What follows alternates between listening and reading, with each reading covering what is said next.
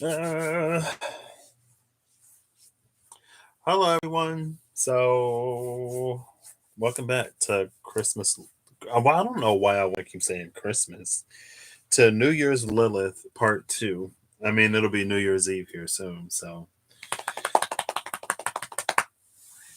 I'm a little sleepy, but that's fine. I'll just be here for however long.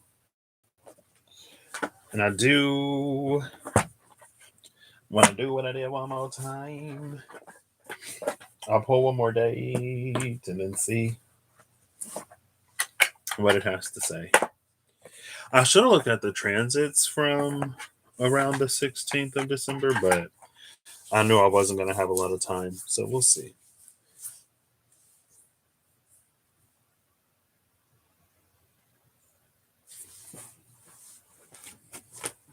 Here it is. I was like, where's my thing? So I'm just going to pull a random day. I'm going to hope it's not like tomorrow because I already pulled it. Hey, Holly, how are you doing? Oh, I got 2 days. Darn it. Is this 3 days? I got 3 days. Interestingly enough, the 25th came out twice. Also, interestingly enough, well, never mind. Christmas was 25, 26. Christmas weekend.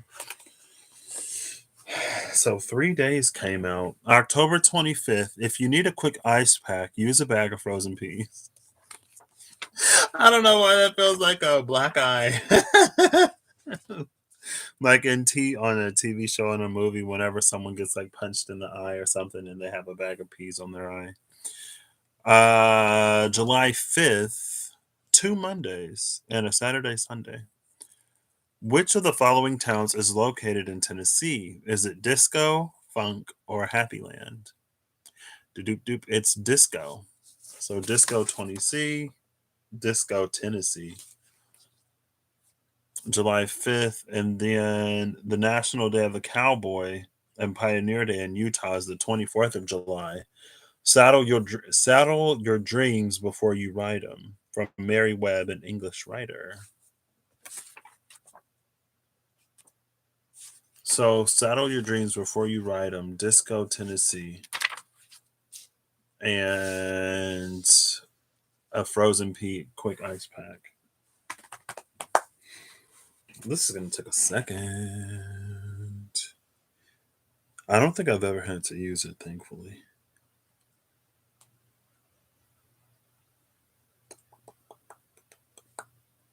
I look at the transits. Excuse me. October 25th. That wasn't too long ago. The sun was 2 degrees in Scorpio. I'll start from the top.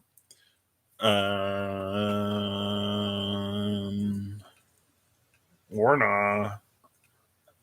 The moon was in Cancer. The sun was in Scorpio. So that was a sun moon trine. Mars was in Libra. Mercury was in Libra. Venus was in Sag. Pluto was still in Capricorn, of course. Saturn and Jupiter were direct, both in Aquarius. Neptune, 20 degrees retrograde in Pisces. So there's a loose grand water trine. It's not extreme. Well, yeah, it's pretty loose. Between the sun in Scorpio, Pallas Athena in Pisces, and the moon in Cancer at 3 degrees. I'm not going to remember any of this. I don't know how I'm going to do this. I'll see. I mean, that's how I do most things. Corey, hello. I think I was just thinking about you earlier. I'm pretty sure I was. How are you doing? What? Oh, okay. Yeah, I've never broken a bone. I've sprained an ankle. I've had, toothaches. I'm a little wimpy thing. I'm a big wimpy thing, I guess. My pain tolerance is LOW, low. And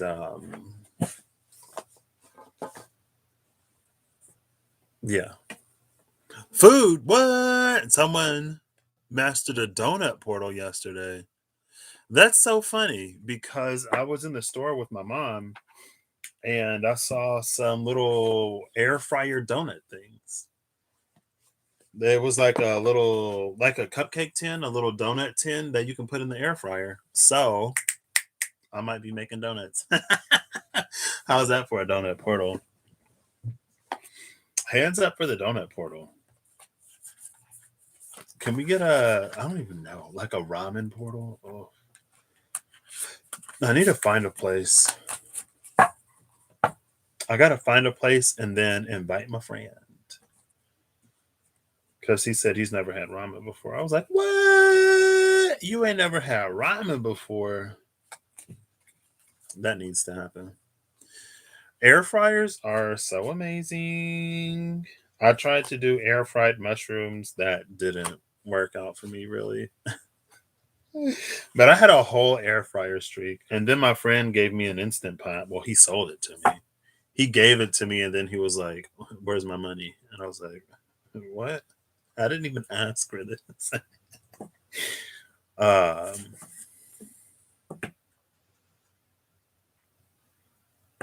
What? Your internet breaks? Is it? I know in Russ's live earlier, I think Penelope said that Mercury just entered its shadow.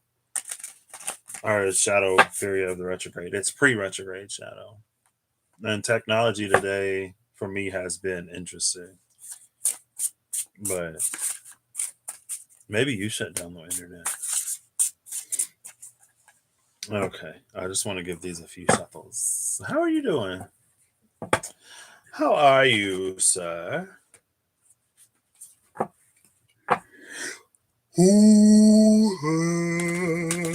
Excuse me. Oh, I'm tired. I'm ready for bed.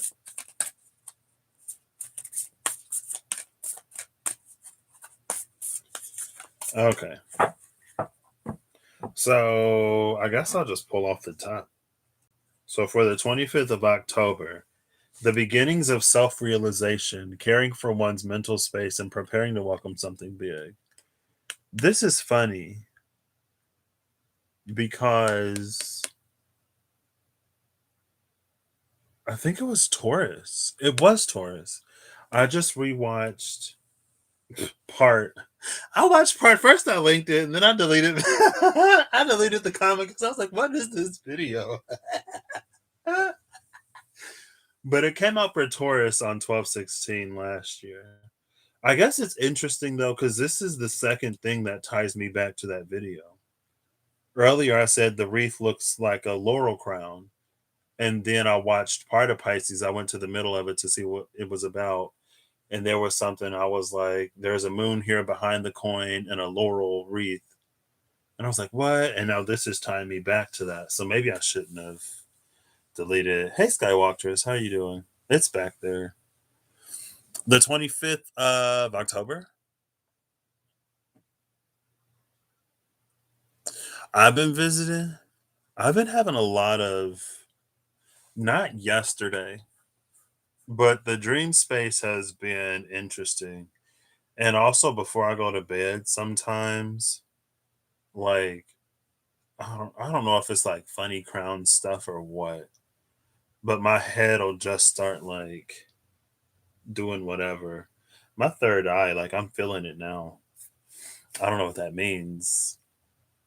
You'll have to let me know what's been going on because in the dreams, it's like it feels like there's something important happening. And there are a few things that'll pop up. Like I know when I'm supposed to remember something from a dream because it'll like literally repeat over and over and over.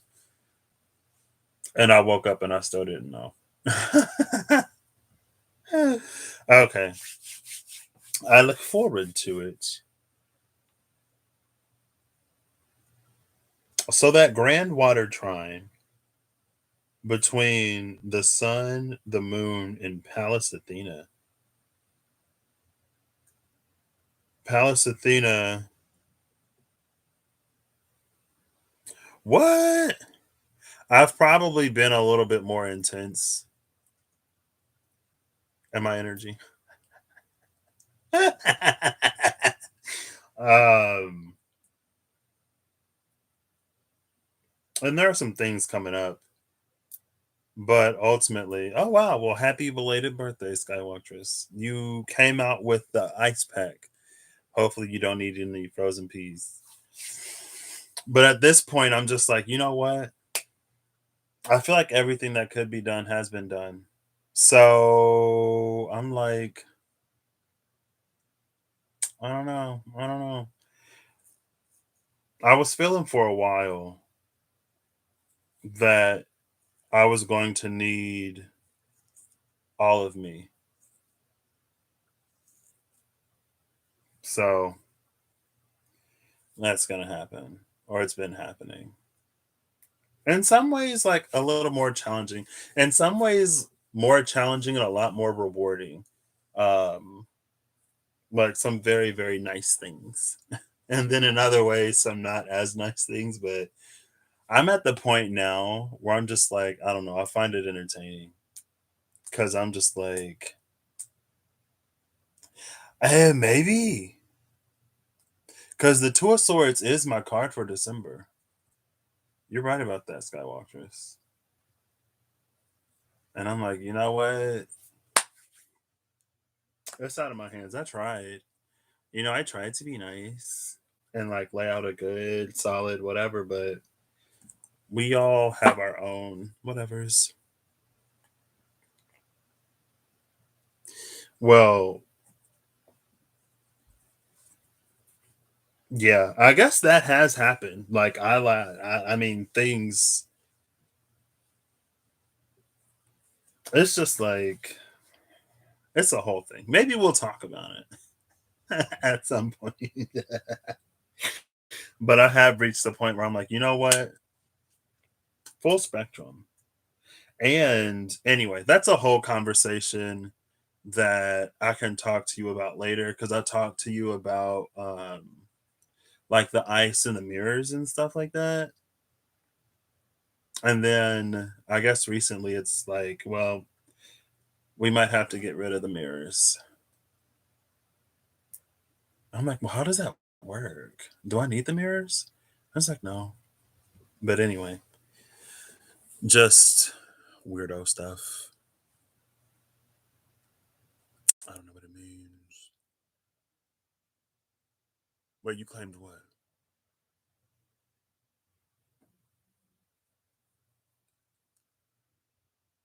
Oh yeah, all those twos of swords. So the beginnings of self-realization. Oh, because the sun and the moon.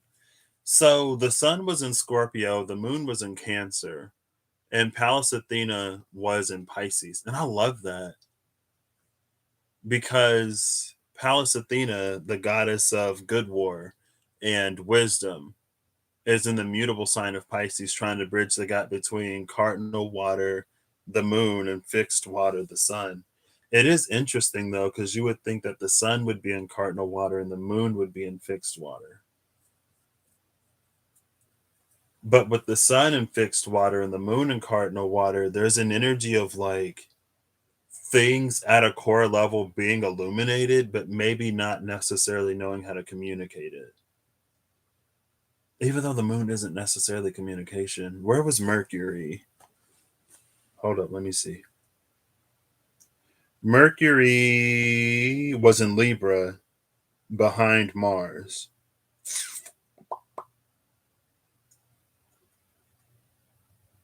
Is it possible?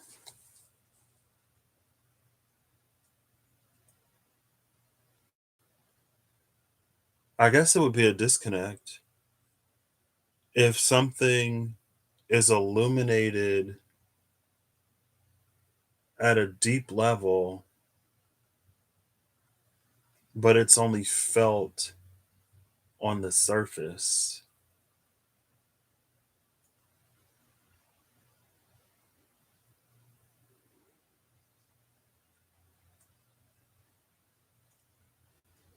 I almost wish I kept the diary now. Because what was happening on the 25th of October?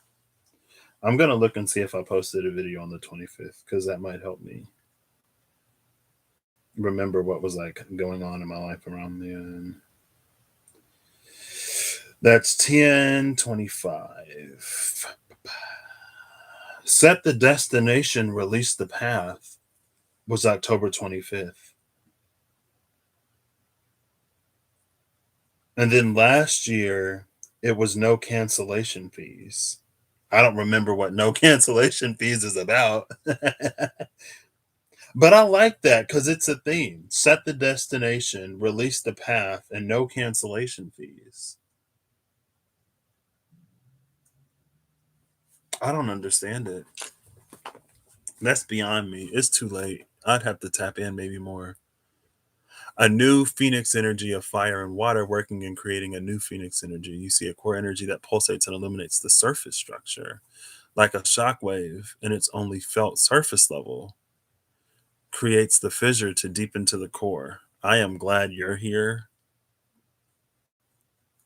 That didn't go over my head, but I'm just like, wait.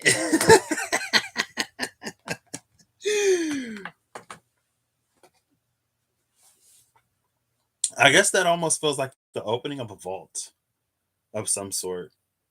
But so if there's something that shifted on a deep level, it's almost like when it moved down here, it released air. And so the air bubbles travel up and we see like the air bubbles pop on the surface. So that's a surface phenomenon, a surface phenomenon that implies that there's activity at a much deeper level. It reminds me of Ran, when Ran was coming out and she was tapping the vents at the bottom of the ocean to see where whatever would happen and it would release whatever. That energy hasn't been here for a while. And I don't even remember fully why she was doing that.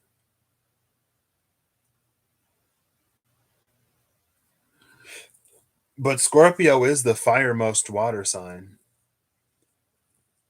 Um, maybe because it's Mars.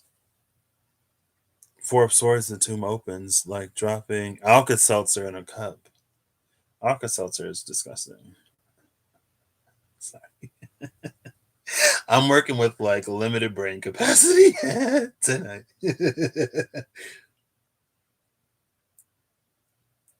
But I don't remember why she was tapping the ocean floor.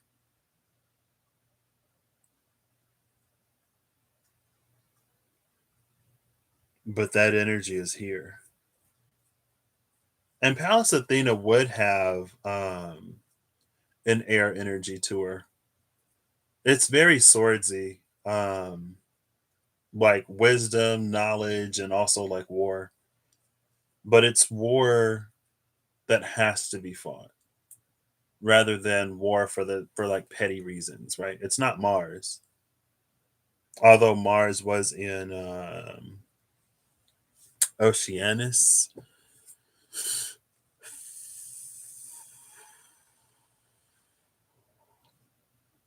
Okay.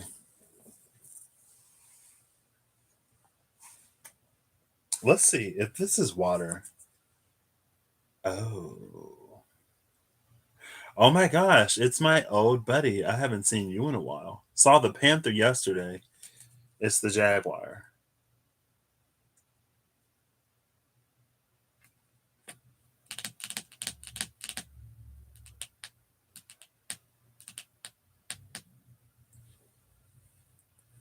$14, 2, 7, 2, 3, and 32. I need to see what 32 is real quick. I didn't expect all this. I didn't expect all this. What is this? Oh god. Oh. So this is the 32 on this card. It's the initiate of water. Page of water. The initiate of essences. The initiate of essences is literally perfect for the sun being in Scorpio and the moon being in Cancer. Perfect for Ran to be tapping the bottom. And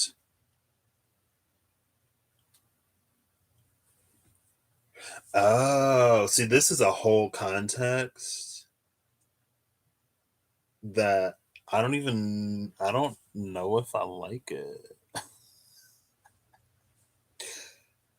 Because with the Jaguar coming out, it feels almost protective in a way. It does remind me of the Panther stuck behind the Three of Swords yesterday or the day before. And it was an energy of something that we only accessed when we were upset or angry or frustrated. And it's a strength that we hold, but we only use it or tap into it when we're in a certain state of mind.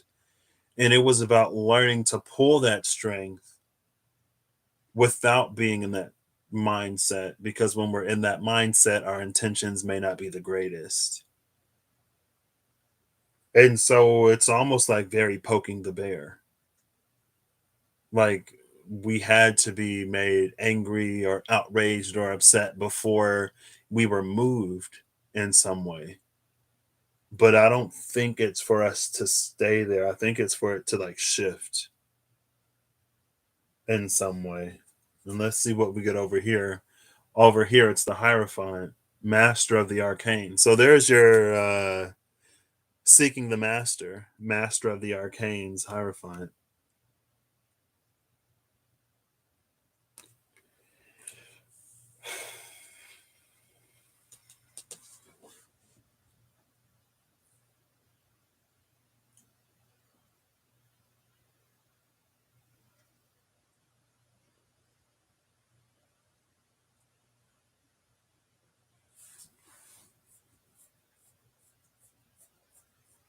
I feel like there's a little bit of a personal message here. It's fine. I mean, it's true, I guess. It reminds me, though, of earlier this year when the lockdown first started. That was last year. It reminds me of early last year when the lockdowns first started happening. And I realized, for me personally, I would get really, really, really comfortable in a situation and I would overstay my welcome. And I wouldn't want to move until I was upset. Like, I had to be made angry before I was like the Taurus in me had to be seeing red before I was like, okay, well, I'm about to do this and I'm gonna do that, and you'll never have to blah blah blah blah blah whatever, and I'm not gonna whatever. And then I was like, I can't keep like living like that. I can't keep waiting until I'm like mad to get motivated to do something. I need to be just like motivated without having to do all that.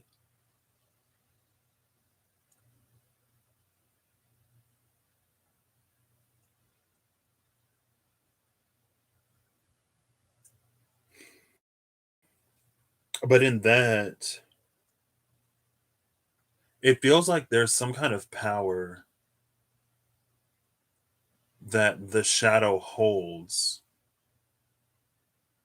that we're supposed to gain access to without needing to be in that low vibe state. It's like being able to pull on the strength of the shadow without the trigger. That's what this is. And that's why the moon is at the surface, I guess.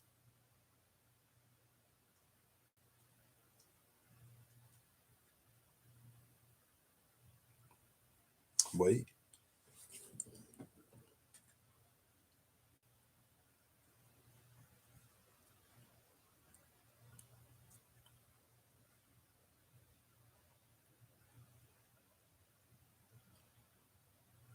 Okay. My brain is like not capable of holding a thought. So I read what you're saying. If it resonates for you in that way, yes. I don't know if I'm holding anything right now. Um,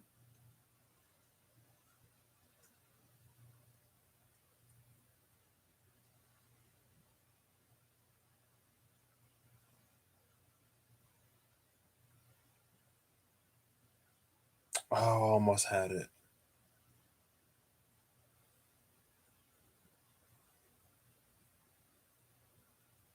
October 25th. That's Scorpio season. That's the beginning of Scorpio season.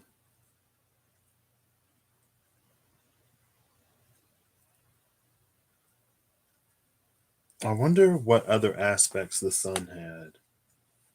Because other aspects of the sun may have provided alternate uh, ways of elimination, pathways of elimination.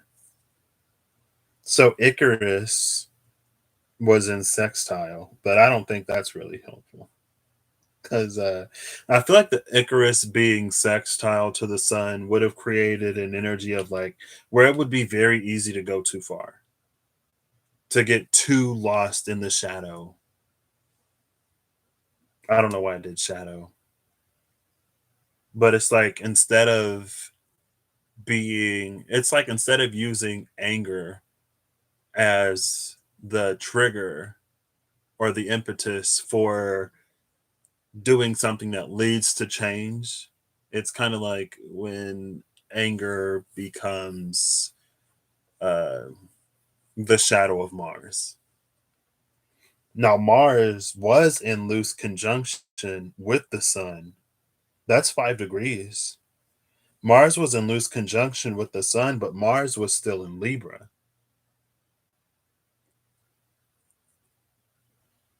Nothing was in Virgo.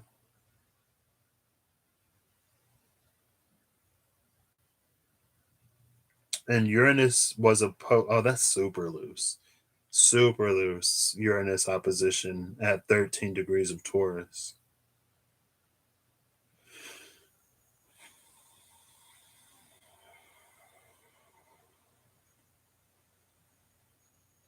It feels like Mars and Libra was actually good though, because Libra has a balance to it. Unless there's like Temperance has a debilitating effect here. Temperance having a debilitating effect, it's almost like when you're supposed to be upset by something, but you keep like reasoning it away. It's not like full blown toxic relationship vibes where it's like, oh, well, this person only does that because of this and they only do it because of that. Where like we find all the reasons why somebody or something is and does what they are and do. But at the same time, we shouldn't have to be the ones who are like mistreated. So it's like it's okay to be understanding, it's okay to be compassionate, but at the same time, there needs to be enough self love to have like a healthy boundary. And it feels like Mars at detriment in Libra wouldn't have done it.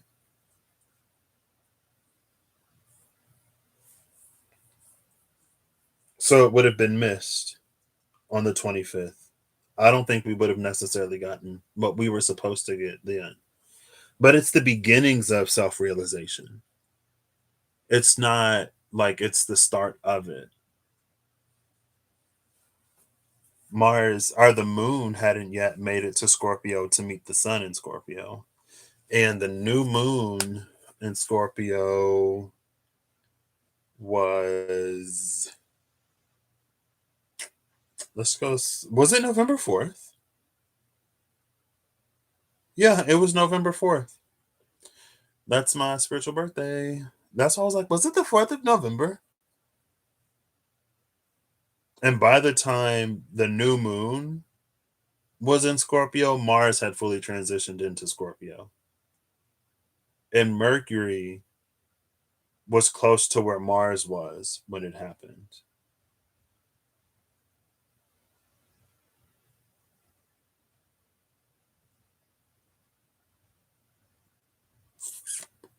What else moved? Oh, and that Uranus opposition was exact. 12 degrees Taurus, 12 degrees Scorpio. 1257, 1248. So by the time, because it was a very, very loose opposition, it was like 11 degrees or 10 to 11 degrees.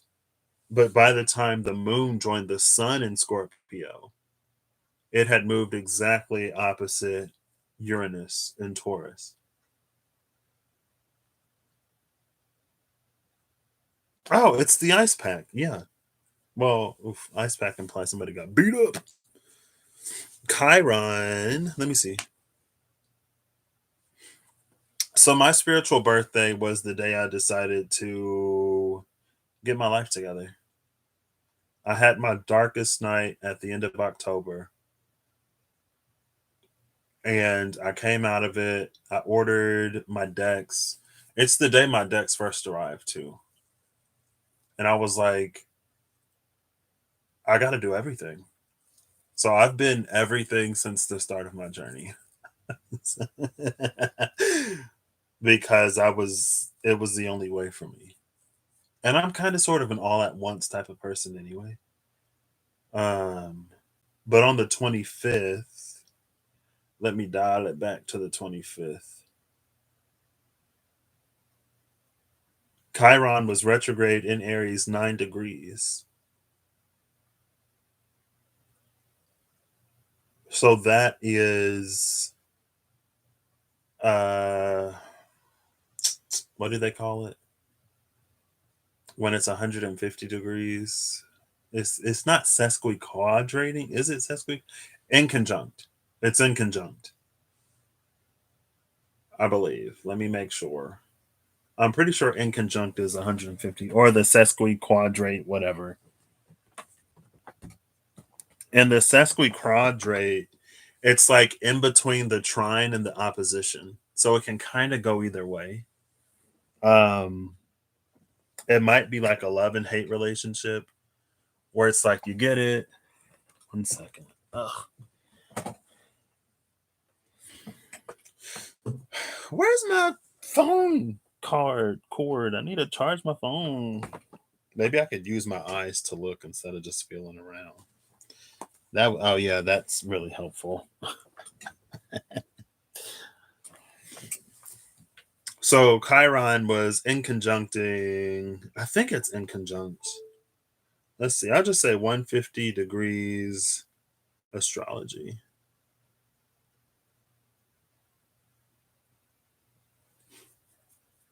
Quincunx and in conjunct. It's quincunx, not sesquiquadrating.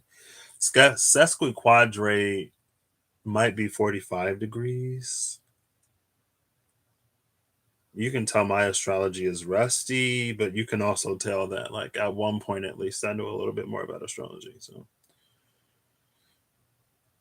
maybe I should just look it up. What's a sesquiquadrate? Minor aspects.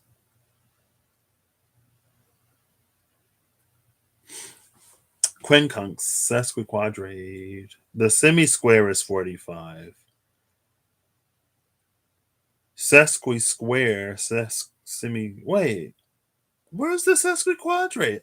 I thought that was a thing. I thought that was a thing. I'll have to try to spell it. Oof. Sesquiquadrate. Sesquiquadrate. Let's see. Separated by 1.5 quadrants. It's 135 degrees. Okay.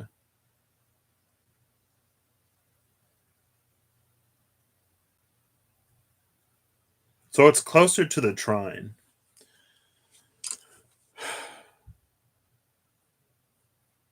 In conjunct. Quincunx and in conjunct. Thank you. I was so glad when I found out my spiritual birthday was in Scorpio season. Also, I was like, it makes sense. It's Scorpio season. Still don't have any Virgo in my chart though. On my spiritual birth chart, I still don't have any Virgo. I think it would be so hilarious if in all of my major life events, I never get anything in Virgo. It's like until all the way until the end of that incarnation. Patrick never got any Virgo. Um, I kind of want to check real quick. That was 2018. The moon was in Libra, the sun was in Scorpio, Jupiter was also in Scorpio. Oh, wow. Nodes right on Leo Aquarius, right before they went into Capricorn and Cancer. And yeah, Virgo's empty. Oof. Part of fortune is in Virgo, but anyway. So that's where Chiron was. Chiron was in conjuncting the sun. Oh, what's its aspects to other things, though?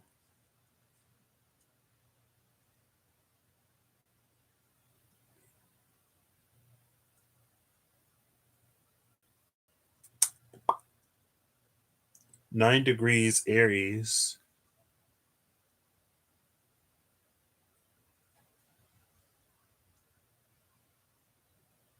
Opposing Hygeia. I don't know what Hygeia is.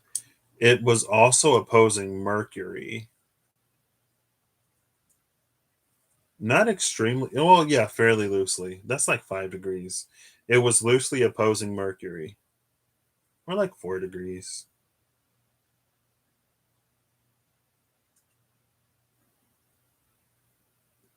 And loosely, very loosely, trining. Oh, extremely loosely, like 10 degrees, trining Venus in Sagittarius.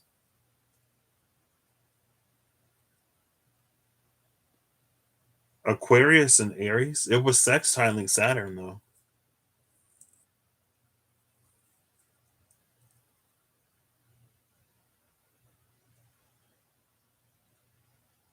That's where Chiron was. She was. I might have to check that out. I know like nothing about the part of fortune. So on the 25th, but preparing to welcome something big was also there. I really wish I knew what was going on in my personal life around then.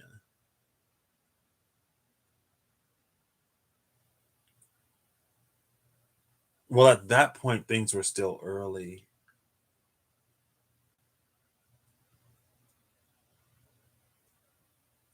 I don't know. It's fine. I was going to try to see if there was anything back then that was like a precursor to what I'm going through now in relation to the Jaguar and other stuff. It's fine. That's for me later. So next was the 5th of July with Disco Tennessee. So hopefully that's lighter. I mean, disco, you know. Oh, come on. My app just crashed.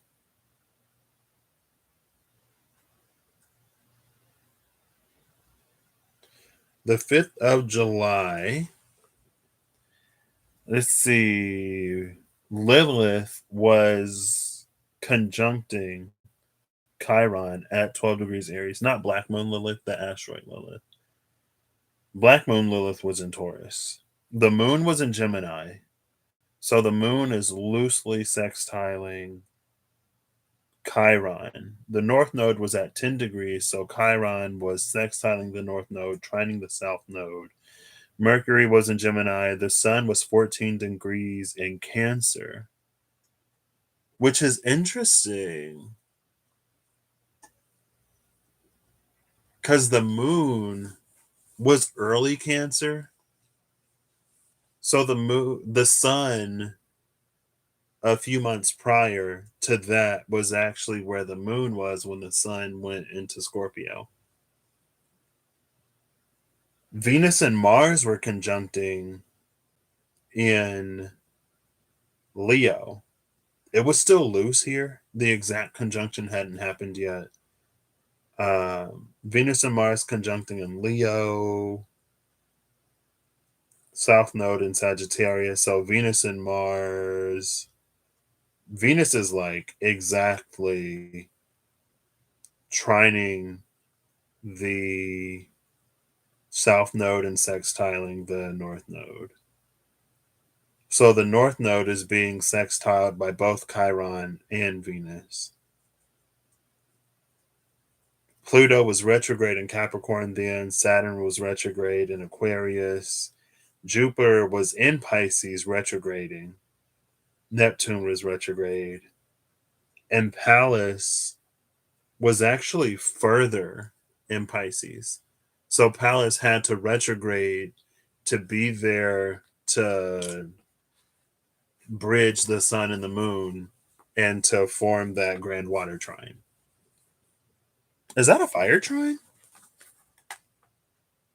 Is there a fire trine? Yeah, there's a grand fire trine here between the South Node in Scorpio, or the South Node in Sagittarius, Venus and Mars, in Leo, and Chiron in Aries. There's a grand fire trine.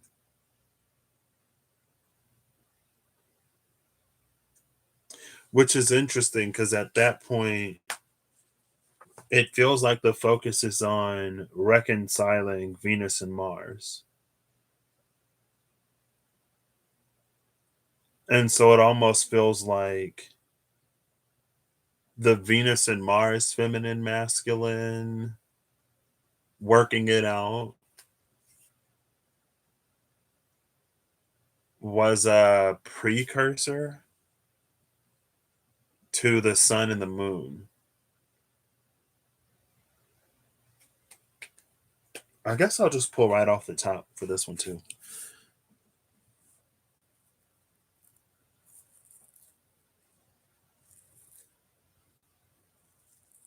I don't know if I kind of like it without Virgo. I think it's fun. I gotta have some hole in my chart somewhere. Two of Cups between Venus and Mars.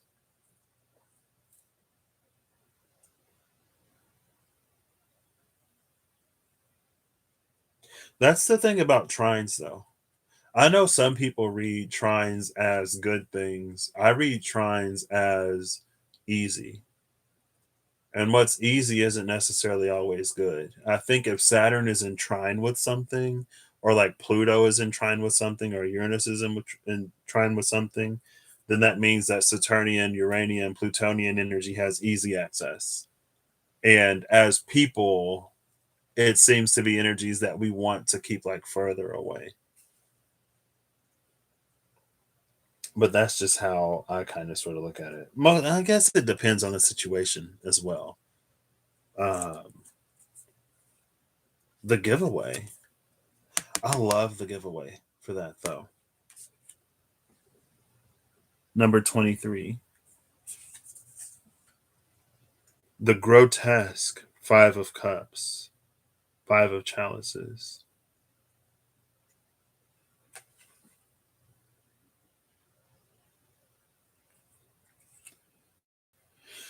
And the Three of Hearts, where form and function align, the power of words to brighten and terraform.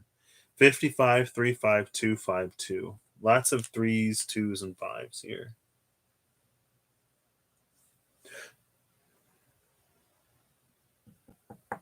I love the 55 kind of sort of being that fifth dimensional and wrestling aroundology. 55 is the master number of the fifth dimension. I can't remember what Russ places in the fifth dimension. Um, but it's almost like on a higher, more subtle level, when Venus and Mars were conjuncting in Leo, everything was being worked out.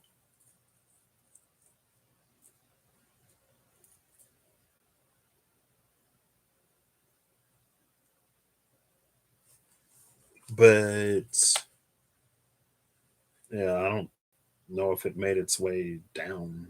Like that might be an energy that we're still like catching up on. 55 is the 6 of air, the 6 of zones. And the zones, it's not spaces, it's zones. I call this, I don't like spaces. The 6 of spaces, nah, it's the 6 of zones. Zones precede realms, air precedes earth.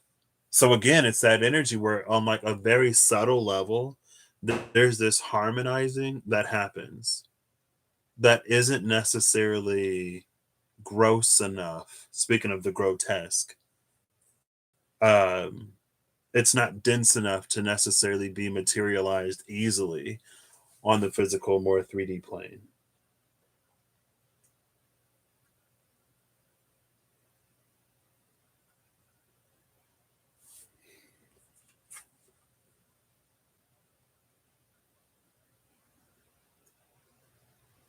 And I love that we're talking about Venus because, like, she's literally Venus was born of sea foam, and then whoever that goddess is, she's like on top of the water.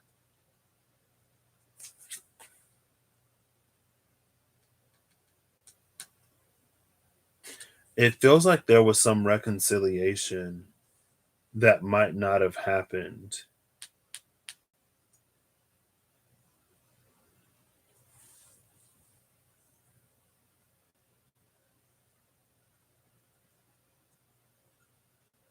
here because on Earth it's written in sand, and the tide could come in at any point and wash that away. The tide can come in at any moment. So there's an energy of it being like there's an emotional or even like a mental emotional component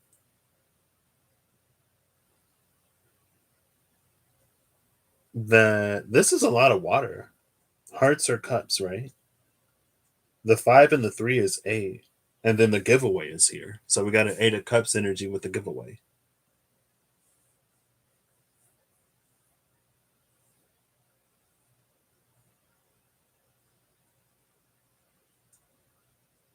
Um,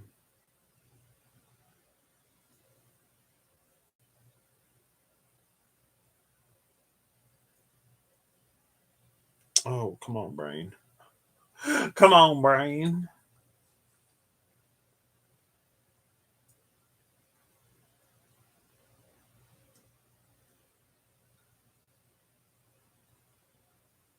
But I feel like this gives a different context to the Jaguar then.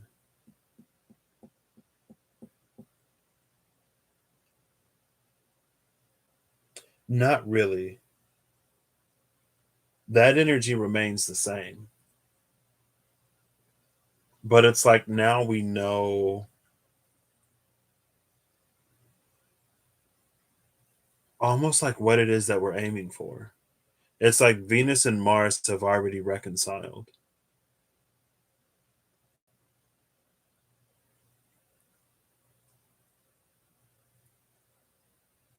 And where it feels like where Venus and Mars come together, it's a very strong, like maternal or paternal. It's a strong parental instinct. And it's like the things that we do out of love to protect something that we love. Where it's like you can look at an action that someone takes, but the motivation behind the action can be different. And that's the thing, that's the warning with the Jaguar. It's almost like that's why we're trying to like it's not take the power from the shadow, but it's to learn to use the strength of the shadow without being in like shadowy predicaments because that's when the intentions become really not great. Or it's easier for the intentions to not be great. And let me focus. I'm gonna have to watch this for myself. But I am like cognizant. I'm like, let me watch my intentions. I don't like my intentions aren't for anything negative, but it's just like it's almost like hands off in a way. And it's like either you'll sink or you'll float or you'll swim. You'll sink, float, or swim. I'm not here to be anybody's buoy, not in this specific instance, because some people can't handle, or some it's an energy of like if you have a kid, if you're raising a child and anytime that child is in danger or in trouble, you bail them out, they never learn the lesson. Now, I'm not saying it's my job to like teach people lessons, but it's not my job to try to bail people out of stuff if there's no, I'm like, yeah, no, we're letting this one go. If it crumbles, it crumbles. That which is not pure shall crumble. And every time I try to give a little bit, it feels like there's another impurity. And I'm like, yep, it's time to crumble.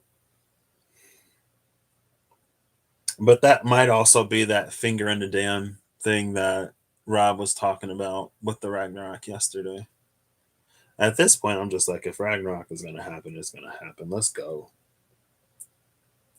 There was a hot minute. I was like, well, maybe Ragnarok doesn't have to happen. Like, Ragnarok already happened. Like, we have the conception. That's like when I watched Ragnarok, the Netflix show.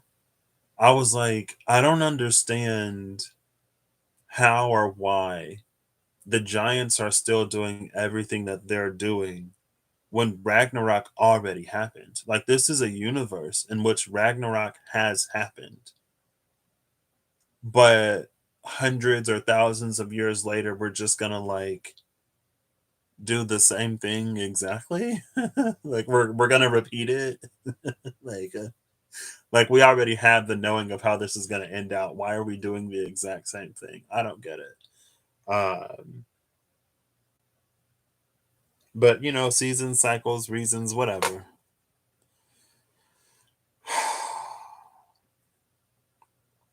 The show was pretty good. I don't know if second season came out.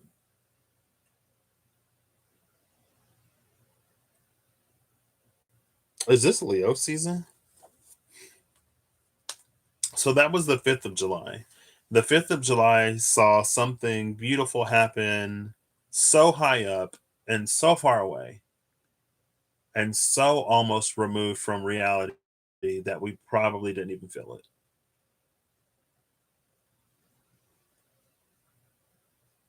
But again, on the 25th, the moon moves where the sun was, and the sun moves even deeper.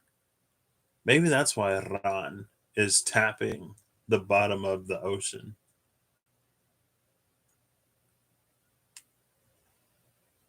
Because I guess, like underwater volcanic vents, it is a space where fire and water meet, but it's fire and water meeting below the water, below the surface of the water, rather than fire and water meeting when like lava pours into the ocean. It doesn't meet at the surface, it meets at its depth. But a lot of times we live at the surface.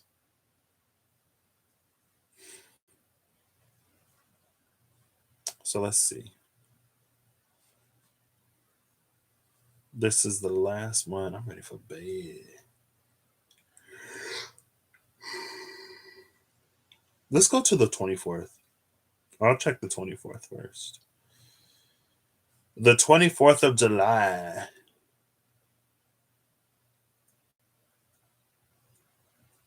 Uranus is 14 degrees Taurus. Uranus is direct. North Node has moved back 9 degrees. Mercury is 23 degrees in Cancer. Where was Mercury before? Oop, oop, oop, oop, oop. Mercury was in Gemini before. Mercury moved like a full sign. It went from like 23 Gemini to 24 Cancer. Mercury was flying in those few weeks. Mercury was flying. 24, 26 Cancer. So it moved more than a whole sign within the space of like 19 to 20 days. So Mercury is in Cancer. The Sun is now in Leo, 2 degrees. Mars is still in Leo, but Venus has moved on to Virgo.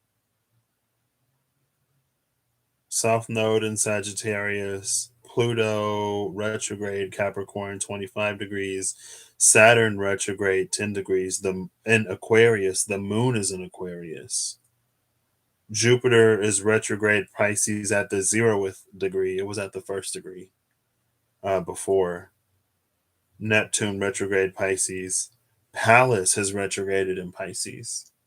So the last time we saw Pallas, she was moving forward.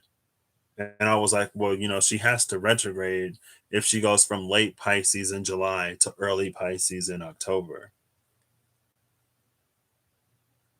So this is the point where Pallas turns back before she exits Pisces and enters Aries. And before Jupiter has fully left Pisces and re-entered Aquarius. The moon is conjuncting Saturn in Aquarius at this point. So I guess I'll start with this one first. The Corruptor, 7 of Cups, Venus in Scorpio.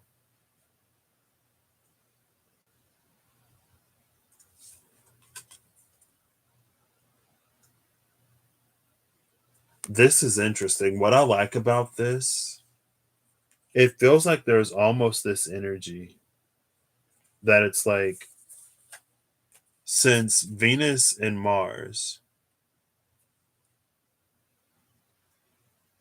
already sort of worked themselves out the first time they conjuncted in Leo, their relationship was different. But it feels like this 7 of Cups, this is the axe of Shiva that removes corruption. The card is the Corruptor. Each cup represents one of the different 7 deadly sins, right? So it's almost like now we're in a phase where, in the 3D material, in the denser sense, we now have to reconcile that masculine, feminine, dark, light, conscious, subconscious, whatever energy.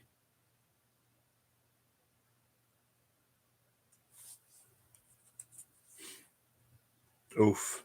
And then we have the ghost dance.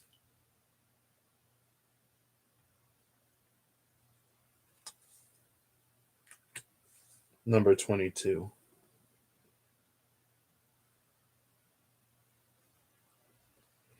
With the ghost dance, there's an energy here of being out of phase. Oh my gosh, look. 23, 22. Well, this went backwards as things move forward. So we technically looked at the end and then beginning, and now we're at the middle. So it seems like Pallas Athena might be the key player here. Or Pallas may be sitting in a space similar to ours. Ours? But with this ghost dance being out of phase, it feels like lag is the easiest way to describe it. Like we're now lagging behind where the energy actually is. And so it's almost like I was like gasoline, but so in one of the classes I took, they said that the fluid dynamics of gasoline are so well known and so predictable that if you have one centralized location and you put gas in the thing, you can use the properties to calculate when it's going to be in, like, let's say this is point A, this is point B, and then this is C in the middle. When you put the gasoline in at point A, you can use the properties of the kinetics and the fluid mechanics of gasoline so precisely that you can be like, okay, at 2 o'clock, if you're at point C, open up your receptacle and that'll be your gasoline. And it's like, sure enough, at 2 o'clock, the gasoline is exactly where it's supposed to be. And then you close it, and that's like all your gas. And then it continues to flow. And everywhere between A and B, at their appointed times, they open it up the reservoir, it fills up with gasoline, and then they close it and it continues to move on to the next. But it feels like with this energy, it feels like we're late with this ghost dance because it's lagging, it's out of phase. And so it's like we're supposed to get that much gas, but we end up getting like that much because our calculations are off.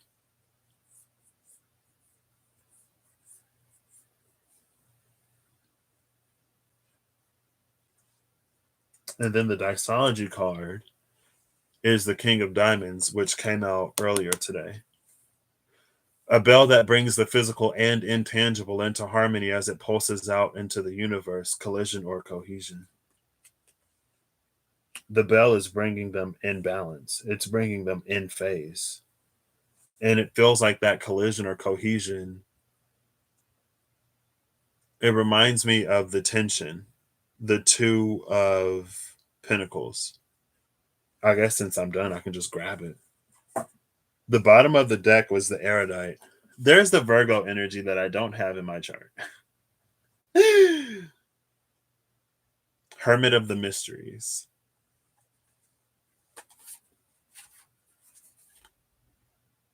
Oh, snap.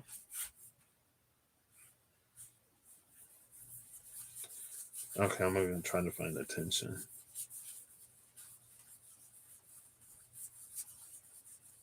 Here it is. The tension is in between the Two of Swords. Surprise, surprise. Is that Moon in Libra? The Two of Swords and the Three of Wands.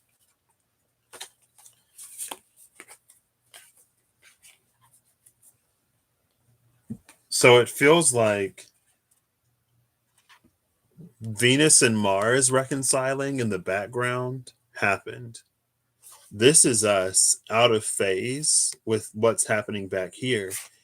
And it's like the more out of phase it gets, the more frayed that rope becomes. You see between the two pentacles, the frayed rope. It feels like that's the collision or cohesion. It's like if we move our pentacles to mirror and echo the energy behind, it becomes an energy of cohesion. And it feels like if we're fixed and those energies continue to move, it becomes collision, where it's more discordant and disharmonious than harmonious and concordant. Is that the word? And so with the corruptor, with this axe of Shiva, it's the opportunity to basically, it's the opportunity for us to work through whatever it is that we need to work through. For us to give away anything that we realize is for us to give away while we're in ghost dance energy.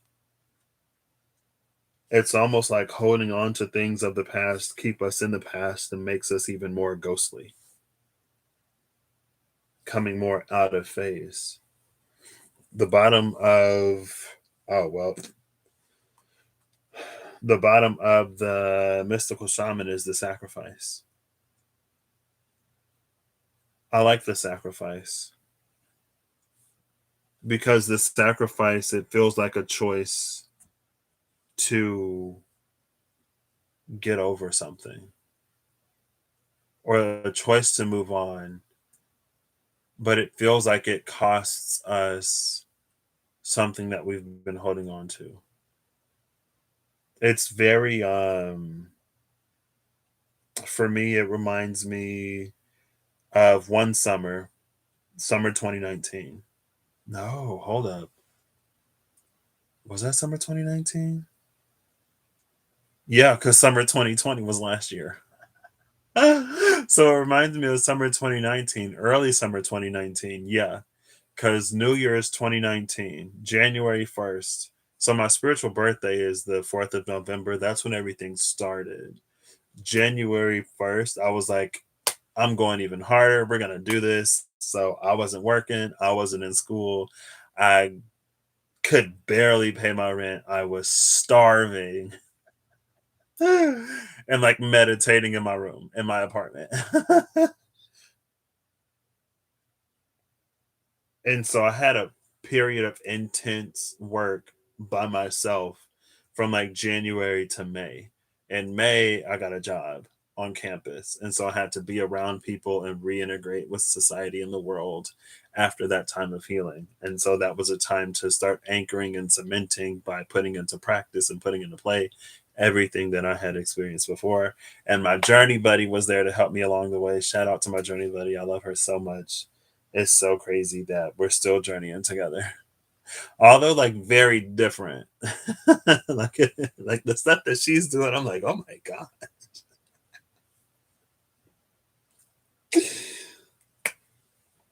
But there was this point in time when, speaking of the Jaguar, maybe that's what this is instead. Maybe I need to revisit this energy. But there was a not great experience that I had when I was growing up. And I used that experience as a source of strength. I was like, I'm never going to allow something like this to happen again. I don't care if I am defenseless or whatever. I'm going to do something. I'm going to try. And so something happened that brought out my shadow in all of its glory. Not all of its glory, like I did anything, but I just got like extremely petty because I felt like justice had happened, but I was removed from it. But I was like, yeah, if I was there, then blah blah blah, whatever. But at the same time, since all that like healing had taken place, I was like, Patrick, like, come on, come on. Well, I don't know if I was like that. Some part of me was like, all right, like, come on, like, you know better. This isn't cool. It's not whatever, but I didn't care. So I had my few days of being super petty. But then I realized that I didn't need that anymore. I didn't need the source of my strength to be a painful and traumatic memory. I'd say more painful than traumatic. But I guess obviously there was some kind of trauma there. And so what I did was like I had that like these are conversations that I have like continuously. My brain is always going. And I was out hanging with a buddy at the time.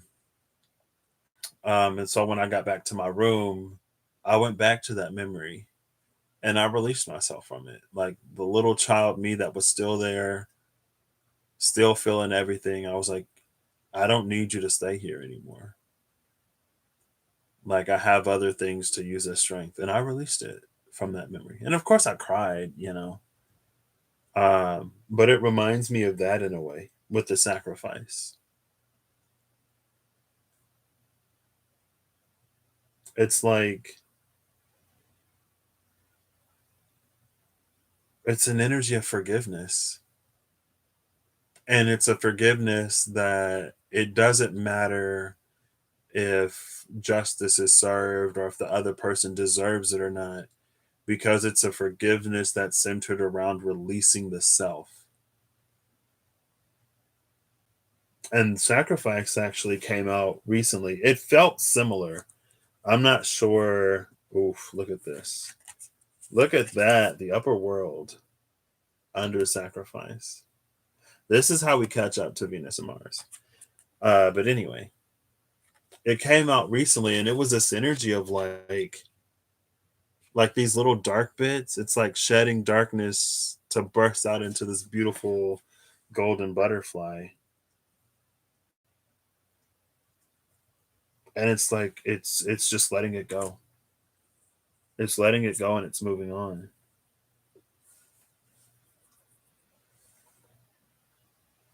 What was at the bottom of the deck before? The erudite, the hermit, and the sacrifice. With the hermit and the sacrifice, though, I guess again it's that new moon in Scorpio energy. It's like the moon has to make it to that place of Scorpio that the sun was originally in. Like that's where the release happens. That's where the sacrifice needs to be made. Because if the sacrifice is made at any level above that, then it can be triggered into being taken up. It's like we sacrifice it and then, we go right back into it. And that's why the star is written on the sand. This is that emotional whatever. It's like as soon as the waters start to swell, it washes all of that away. And it's about putting ourselves in a position where that no longer happens. It's almost like you have to meet it where it starts, or else it'll just keep coming back as soon as it gets triggered.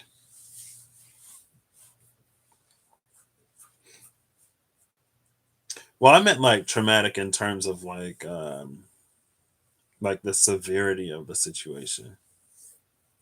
Um, like it definitely was a motivator in a lot of ways, but it wasn't something that was necessarily like consciously at the surface of my mind. So it's like the attitude was at the surface, but the experience was below the surface. And it was bubbling up something nasty. The bottom of the disology is the Five of Hearts. I just saw, no, I didn't.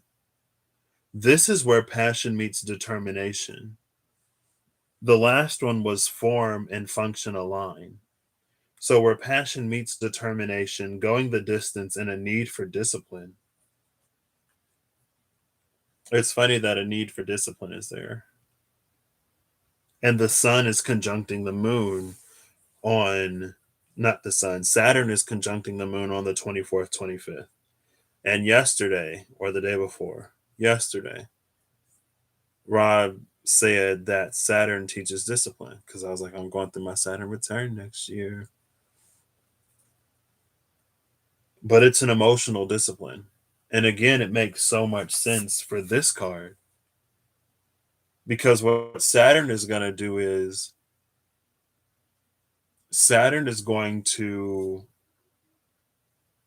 help the moon control the tides to the point where the tides don't come in and wash off and wash out all of the work that's been done because it's work that it's not on solid foundation yet. Again, it's like it hasn't grown dense enough to really materialize in an extremely substantial way.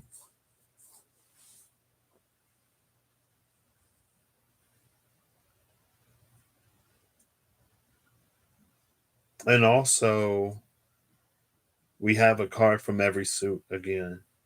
The Jack of Spades, the Three of Hearts, the King of Diamonds. The only thing missing is a club's energy. The bottom of the deck is the Five of Hearts again. The club is the fire, is the soul. And the fire is missing. There's a lot of water here. And I feel like the water here, it goes back to the energy. The water is the essence, it's the expression of the soul, but it's not the soul. I'm still working it out, okay? But the very first card out was the beginnings of self realization. And that's why Ran is poking at the ocean floor. Because it feels like it's trying to create these moments where we fully see ourselves. Truly, an uncontextualized self. Because there's so much context to the essence, it's hard to say. Like water is so fluid, it could be one thing. Not only is water fluid, but like it also changes elements, it changes phases. It can go solid. Like that's what we saw with the grand water trine. Fixed, cardinal, and mutable water. October 25th, the very first one. Again, that's where the beginnings of self realization came out.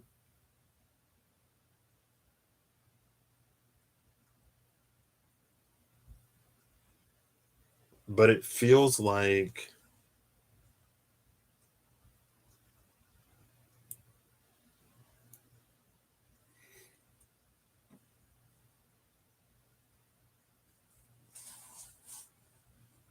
I don't know how effective this would be. It doesn't feel extremely effective, but I also don't know if it's meant to be. It feels very sextile square energy. It's opportunities and challenges. It's not necessarily done.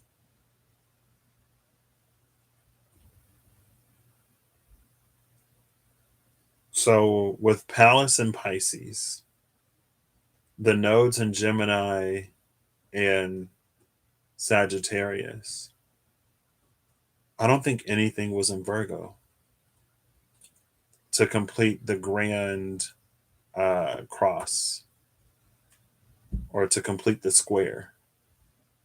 So it becomes a T square between Pisces and Gemini Sagittarius. But the moon had to travel through Virgo in order for it to happy New Year's Eve, by the way, Central Time. It's 12:16 now, so New Year's Lilith is over for me. It had to pass through Virgo at some point before the new moon in Scorpio.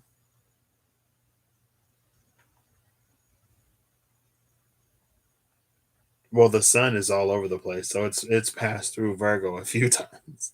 Like the sun's gone from Scorpio to Cancer to Leo. Yeah, the sun's gone from Scorpio to Cancer to Leo.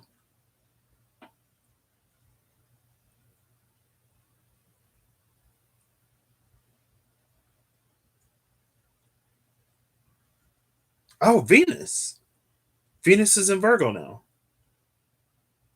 As of the 24th, 25th, Venus is in Virgo to complete that grand mutable cross. So then we have the North Node in Gemini with Black Moon Lilith barely in Gemini. Venus in Virgo, the South Node in Juno, retrograde, Juno is retrograde, in Sagittarius, and then Jupiter retrograde Pisces. Also Neptune and Pallas Athena are in Pisces. I mean, it's a pretty loose one though, because Jupiter is at 0 degrees Pisces, and the node is at 9.5 degrees. The nodes are at 9.5 degrees. Venus is at 3 degrees. So it's much tighter between Venus and Jupiter. Oh my gosh, I have this placement. Jupiter opposed Venus. The two benefics are opposing each other. Jupiter retrograde, Venus direct.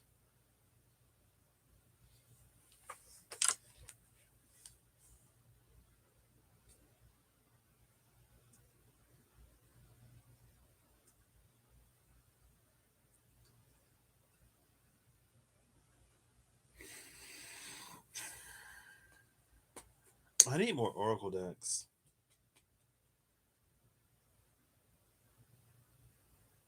Because I want to put something on this to like wrap it up, but I don't know what I would put on it.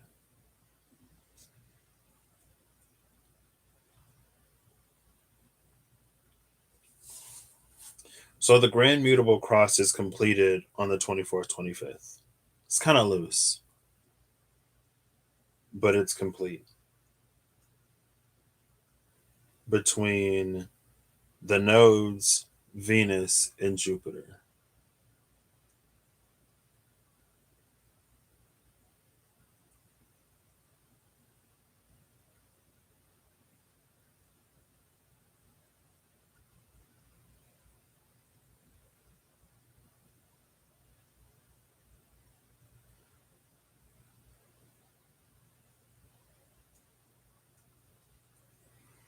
Well, we have two axes,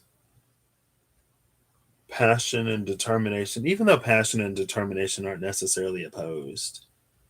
Form and function, passion and determination. A need for discipline. 78, 4, 10, 6, 1, and 2. I'm pretty sure 78 is the sun. I'm like fairly certain. No, 78 is Aries. I take it back. 78 is Aries. That's Chiron. Chiron's in Aries. Where in Aries? Because there's that Chironic energy again.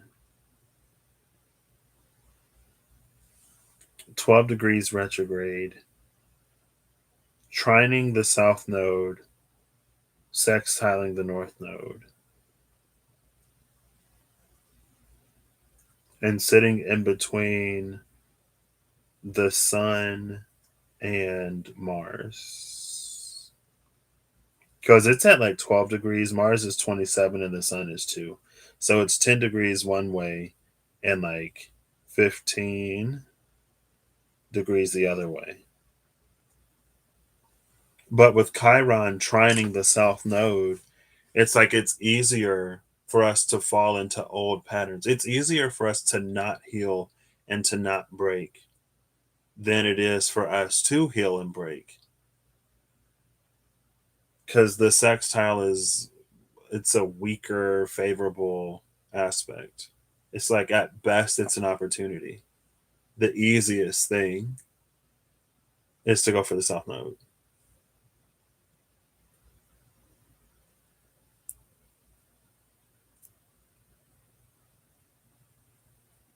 But the opportunity is here.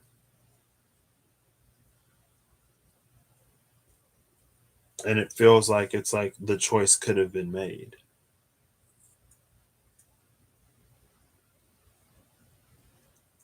I don't even remember the 24th, 25th of July. I wasn't even working yet. Let me see if I posted anything.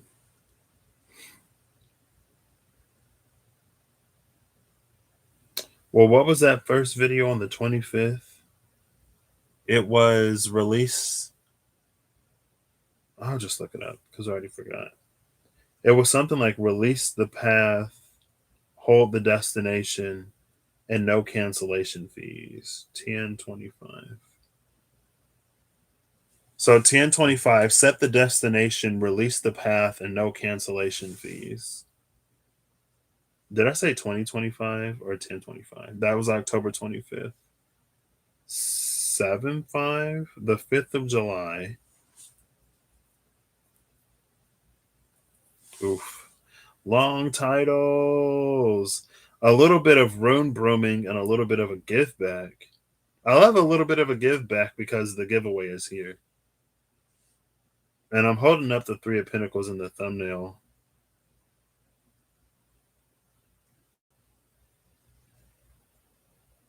And I didn't do a 7/5 last year. So rune brooming. Oh, I wish I could. I'm gonna actually play this and like skip forward through it. Here we go. Hey everybody. So Page of Cups and the Ten of Wands. It's like we're being observed for our discernment. We're being observed for our integrity. We're being observed for like all of that. And the more discerning we're sort of. It's funny because I'm holding up the Two of Cups and Justice, the Chancellor. And Corey said the Two of Cups when it came to, yeah, because this is where Venus and Mars met in Leo, and I'm holding up the Two of Cups and Justice. So that's interesting. An interesting little synchronicity. I'm not gonna play the whole thing. I don't remember what that was about. I called it rune brooming because I wasn't like fully raking the runes, whatever the runes were. I don't even remember. For the first two, it's like light on the top, dark on the bottom. Oh, wait, no. And then light on the top, dark on the bottom. I don't know. I'm not going to watch the whole thing. Because I thought that was when I pulled the runes and the Mystical Shaman Oracle cards. But I don't even think I had the Mystical Shaman at that point. So for the last one, I'm going to look at 724 and 725. Oof. Oh, that's when I was live with Corey. Being in multi-dimensional space-time was the 24th of July. Okay. I forgot that happened.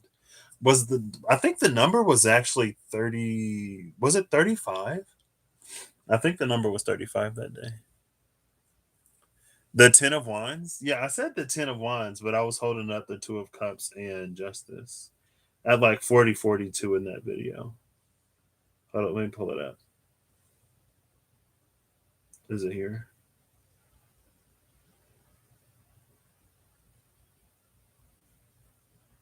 Oops, too far.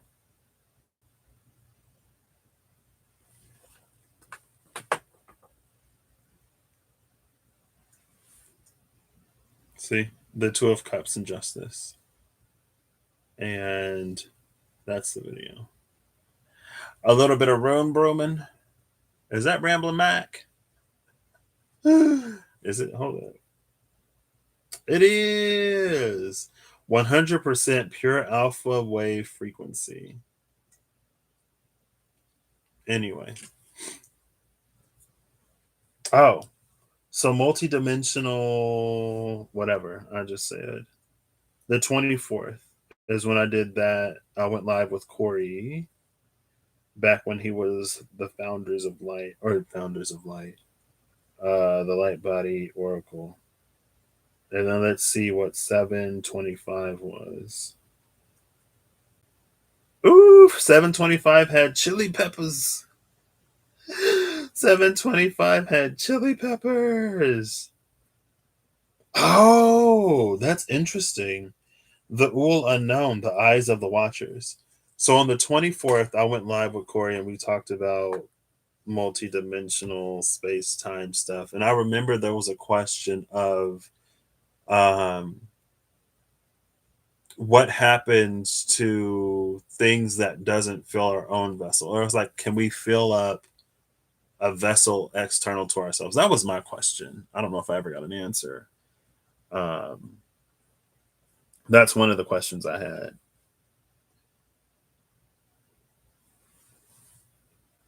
I don't even remember why I was thinking that because I'm a weirdo. And then the 25th was when I went through the Wada Known Tarot and Animal Spirits. I shuffled them together and I pulled before and after every owl card to find the Watchers. And it's funny that on the 5th, when Mars and Venus met, that it's this energy. It's like it's so high up, it's so far removed from the physical 3D plane that we can't even feel it. Because when I pulled for all of the Watchers, only one of them came out in front of the veil. And there are like quite a few owls in those two decks. One of them was like, some of them were like way beyond the veil. And one of them, I remember there was a Watcher, the one that came out with the wolf. And that one, I was like, what is this? Is this a. But that's what happened on the 24th and the 25th. multi-dimensional space and things happening deep into veiled territory. Like pretty much all of it was beyond the veil. I might rewatch that one. So I can see if I've gotten any closer to those watchers that were beyond the veil. Um, so that's interesting.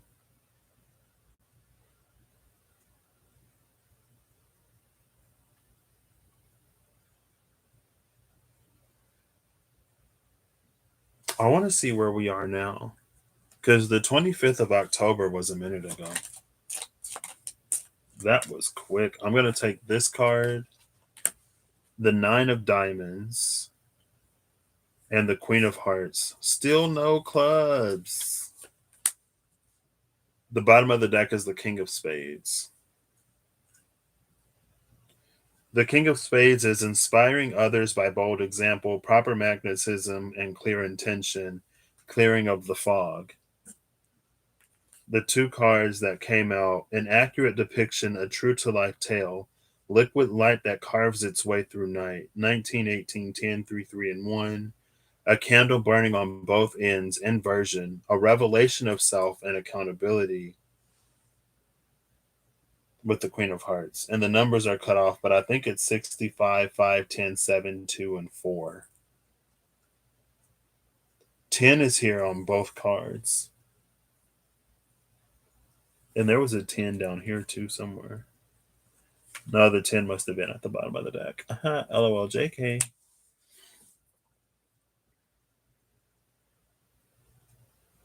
There's a revelation of self in this Queen of Hearts. See, what I love is that the Nine of Diamonds is an accurate depiction and a true to life tale. And then the Queen of Hearts comes out with the revelation of self. The candle burning on both ends, especially in this like dark light, masculine, feminine, Jupiter, Mars, Venus.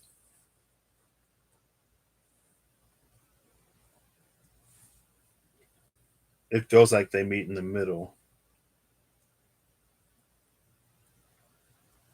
I'm so if this is where we're at now, I think that's pretty cool. Liquid light that carves its way through night.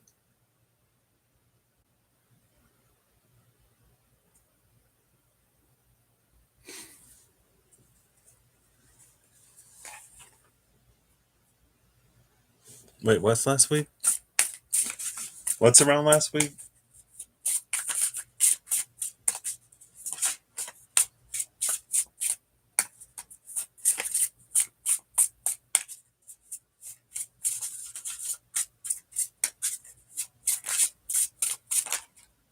I'll take this one. Oh, and that one apparently. Overflow. Ace of Orbs, Bread of Life, The Deepening.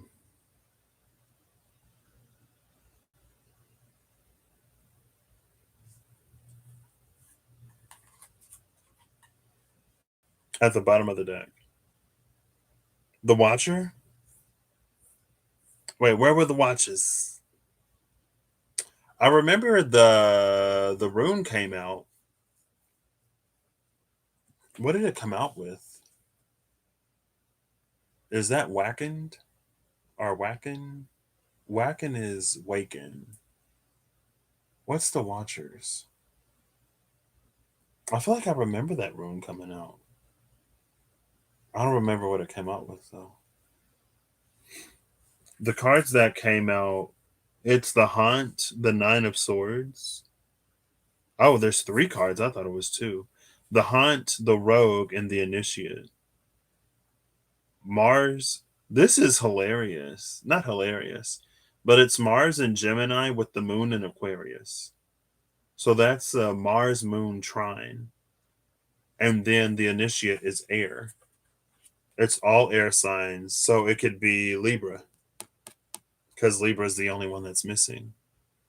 Mars was in Libra on the 25th of October. And that was the energy where it was like there's something that maybe we needed to take action on, but it was like placating itself in a way.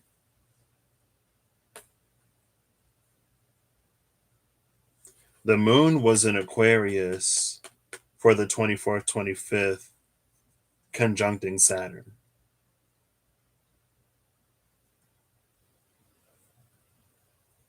The North Node is in Gemini. Well, maybe with Mars and Gemini, it's like taking action on the North Node rather than falling into the Chiron trine on the South Node. But the thing that I love about the hunt in this deck is that there's now someone illuminating the shadow. I'm not going to pull it out, but was what a full moon? Was it the full moon in Gemini?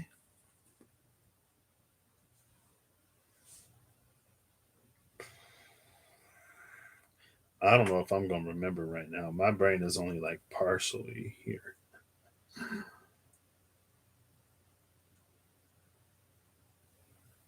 When did I use the runes last?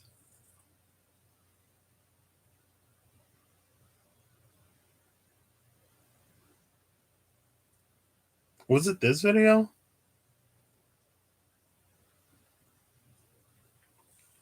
So this video on 12/17, which is a day after 12/16, 12/16 came out earlier today. It was the hunt to find Scorpio because Scorpionic energy was missing. I got all of the water. Well, I got Pisces and Cancer, but no Scorpio. And then I got all of the fixed signs except for Scorpio. So I got Taurus, Aquarius, and Leo, but there was no Scorpio. And I was like, Scorpio, you're not with the fixed signs, you're not with the water signs. Then on the 5th of July, well, it wasn't the 5th of July, it was November the 4th, where we had that new moon in Scorpio. So that is like after the time of this, because the closest date we have is October 25th. But the thing I like about the Nine of Swords in this deck is that there's somebody holding the torch in the back, illuminating the shadow. I'll just pull it out. I'll pull it out. It's right here. Oh, look, there's the Ten of Wands. Speaking of the Ten of Wands, it's the Bird. That came out earlier today. There was something missing in the Wheel of Life, and the Ancient Ones were going to return it.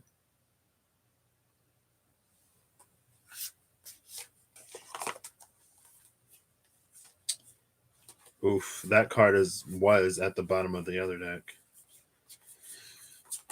It's not a bad card. I think it's different in the decks. It's also interesting. So I'll pull this card out too.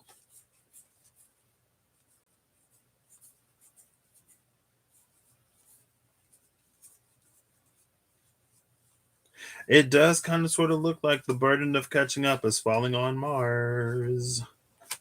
It does kind of look like it's falling on Mars, which is not surprising because, again, in rustling around, Mars hasn't yet made it to Aquarius, where the great conjunction between Saturn and Jupiter happened last December 21st ish.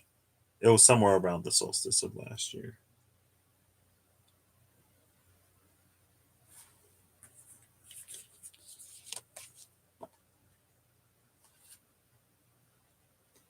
In the Vitruvian edition,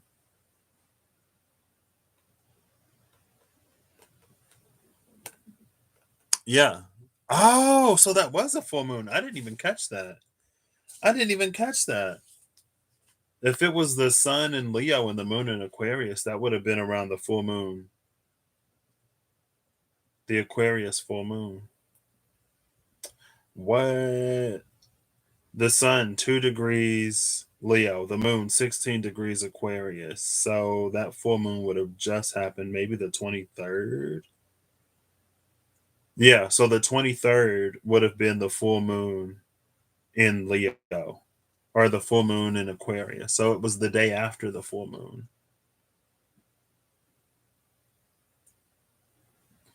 Which is interesting because the moon would have been basically right on top of the spot where the Great Conjunction happened in Aquarius.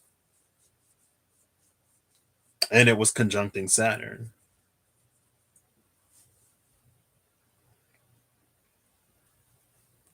But these are the two Nine of Swords. And the Revelation edition, there's somebody there holding, like, you see that doorway all the way up here in the corner. The person's come a lot closer. And it feels like it's a piece of us. Maybe that's the fire. Maybe that's the soul that's like missing, but it's stuck behind the Nine Swords, which is why something has to be resolved with that Jaguar shadow energy. I also pulled the Five of Cups because it's interesting that the star has made its way on land.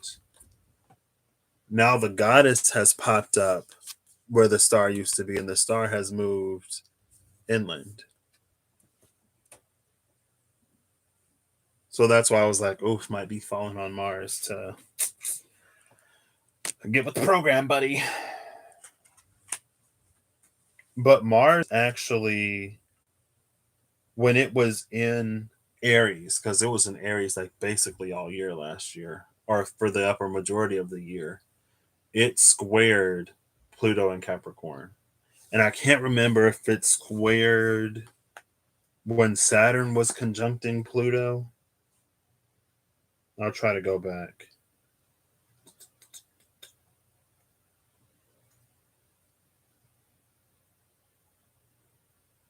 Oh, so on the 23rd of July, 2020, Jupiter was 21 degrees Capricorn, Pluto was 23 degrees Capricorn, Saturn was 28 degrees Capricorn, and Mars was 14 degrees Aries. So it was direct. So let's move Mars up a little bit. Mars 26 degrees Aries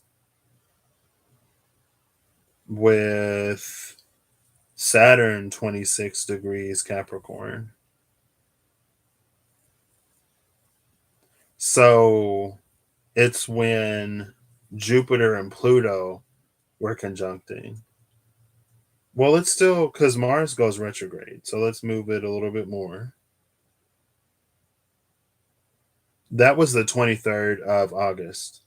So the 23rd of September, Mars is still 26 degrees Aries, but this time it's retrograde. Saturn is 25 degrees. Pluto is 22 degrees. Let's move another month. Saturn is 25. Oh, they went direct. So Saturn didn't square Pluto or didn't conjunct Pluto exactly the second time before they went direct, because now it's all direct. Jupiter at 20 direct, Pluto at 22 direct, Saturn at 25 direct, Mars at 18 retrograde on the 23rd. So it was having squares to all those Plutonian conjunctions. And it feels like, because it felt like there was some aspect between Mars and Saturn that carried an energy of Saturn basically giving Mars a mission. And Mars, it's like Mars actually respects Saturn. Mars is exalted in Capricorn. And that was another thing. I was like, at the time, some of the astrologers, astrology people I was listening to, they were like, oh, Mars and Saturn, they're clashing, they're doing this. But then I was like, wait, Mars is exalted in Capricorn. It was the same. I feel like Mars gets like no justice Because when Mars was in Pisces, everybody was like, oh, Mars in Pisces, it's about like anything you put energy or effort into is going to be an illusion. Wait until Mars goes into Aries, because Mars in Pisces is lost. Mars in Pisces is confused. Mars in Pisces doesn't know what it's doing. And then one day I'm pulling the cards, the SKT. Mars in Pisces is the 10 of Cups. And it's like we're literally in 10 of Cups energy. And all of the people who was talking about astrology that I saw at the time was telling people to wait until Mars went into Aries. And that's like the Two of Wands. But it's like we can use this 10 of Cups and then the Two of Wands to create a bridge to like reality, to bridge a dream, a fantasy into the reality. It felt a little bit like wasted opportunity to me. But then when I saw that Mars was exalted in Capricorn, I'm like, wait, so Mars and Saturn like actually get along. And that's when Saturn came out. It's like I feel like Saturn is like a low key benefic. Um, because it's like Saturn is the one that understands Mars and how Mars operates. And it feels like maybe Saturn sees a side of Mars that the other planets don't as easily see, question mark. I don't know, or that we don't see the planet says seeing. Because it's like Saturn can give Mars a task. Saturn is like, okay, Mars, you go and do this. You do what you do best here. And so Mars doesn't have to try to be something that it isn't. And Mars isn't, even though Saturn is like the planet of restriction and stuff like that, it doesn't feel like Saturn restricts Mars. Saturn gives Mars a task that Mars can fulfill and not feel that it has to cheat itself in any way. And so Mars, again, it's like instead of it being this unwanted energy, it's like it gets to be helpful. It gets to be good. It gets to be that driving, motivating force, that fire, that drive that gets us to accomplish something great and magnificent. Like that's the bond of Saturn and Mars. But a lot of people I saw at the time, it was like, you're going to feel frustrated because Saturn, like anything you do, Saturn is going to restrict you. Saturn and Mars is going to restrict your movement. It's going to restrict your passions and anything Martian you want to do. Saturn is not going to allow you to do it. Maybe on some levels, yeah, but on other levels, maybe not. But it felt like in that Mars Saturn square, there was something that Mars gave. There was something that Saturn gave to Mars for Mars to do until I guess it reached that point.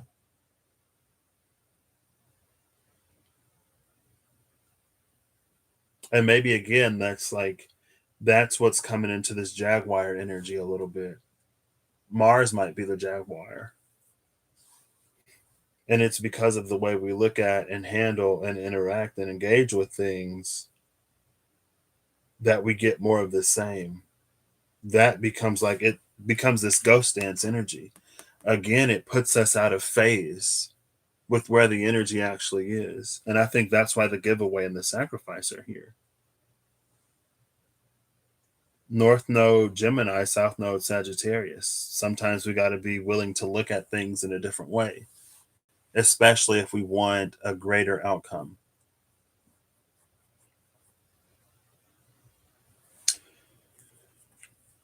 So, anyway,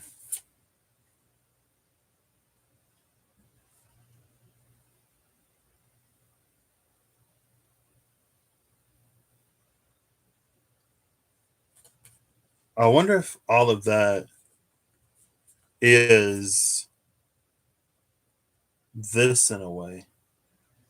It feels like this is the shadow when it's working against us. As it continues to work against us, this is an opportunity given to the shadow by the light. And then the initiate would be that new path. But since this way is barred by the 9 swords, it feels like the shadow is going to have to go the long way to confront us, to find us.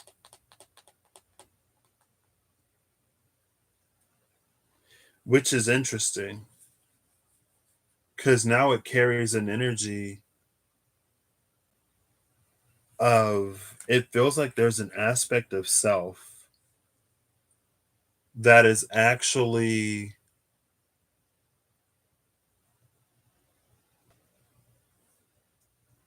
doing things.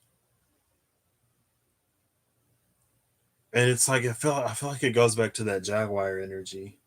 It goes back to the Panther behind the Three of Swords. And this thing was there too. I didn't know what it meant. So I didn't say anything about it. But it was like there are these main gates that the Panther was blocked by, but it feels like there were these corridors and alternate paths where Panther energy could come out. And it feels like it's already operating in the things, like it's already doing whatever it needs to do. We're just not consciously aware of it.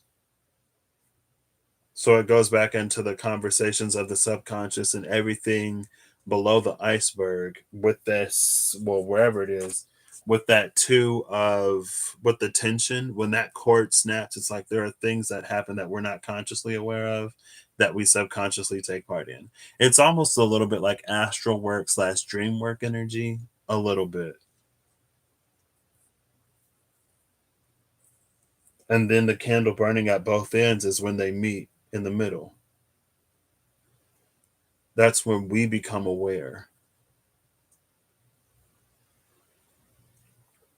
Don't ask me what they mean, you know.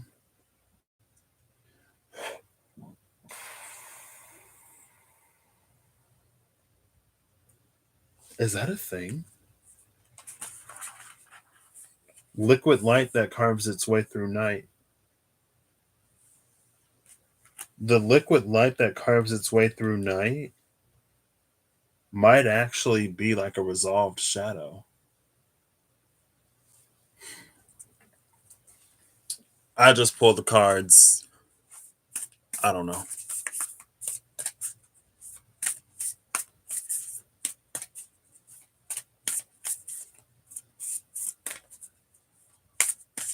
All right, I'll talk to you tomorrow. I don't have to work. Well, I'll go in for like an hour, but I don't have to work tomorrow. A riddle. I like riddles. You should. Okay, well, I'm not going to tell you when to post your reading.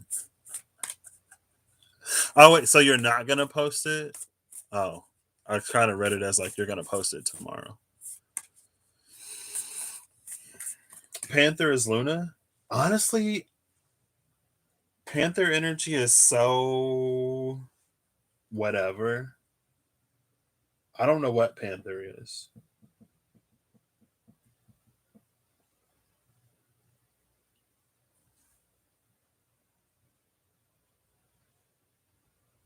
I think Panther might be a little ambiguous.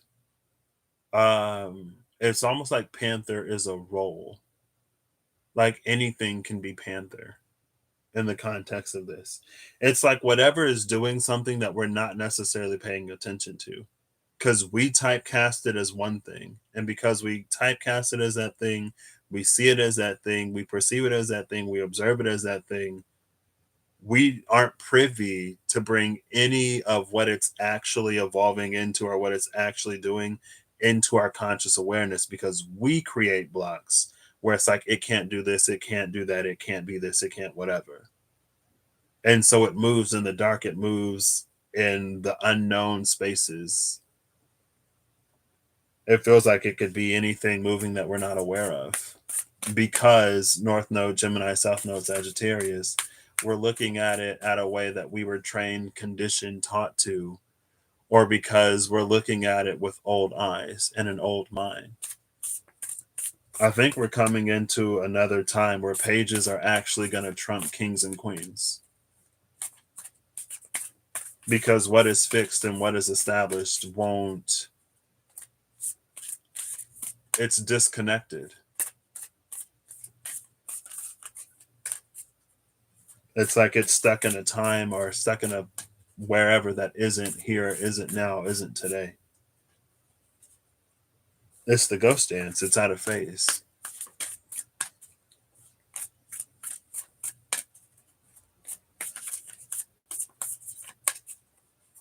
So I just don't know what Panther is. That doesn't mean that anybody watching doesn't know. Right. Panther might be Luna. Like I said earlier, my brain is like partially here. So I already got the Diceology, I already got the Revelation. Can I get a Mystical Summit Oracle card, please?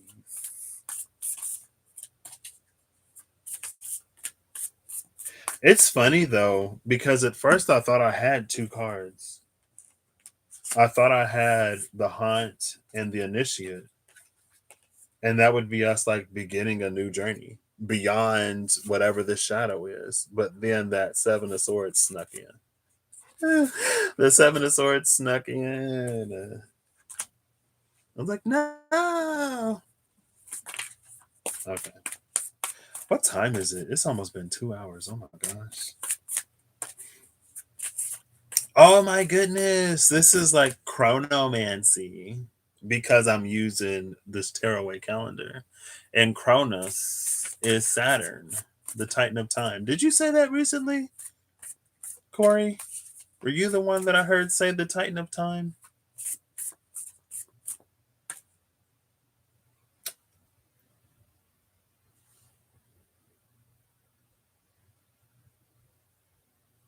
Oh.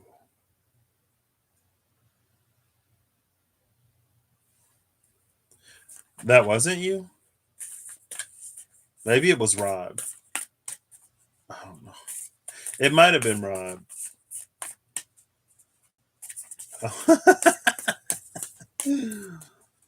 It might have been Rob that said Saturn is Kronos. Or it could have been Russell. Because I think he's been doing astrology stuff. Or looking at the planets, the music of the spheres. I don't know. It was somebody. Titan is another thing I see at work a lot. So, the corn and the beauty way. The energy is gorgeous. See? So, number 4 is the beauty way. Behind that is another 4. It's 31. The lower world. The lower world, the Jaguar, the ghost dance, which is a 22-4.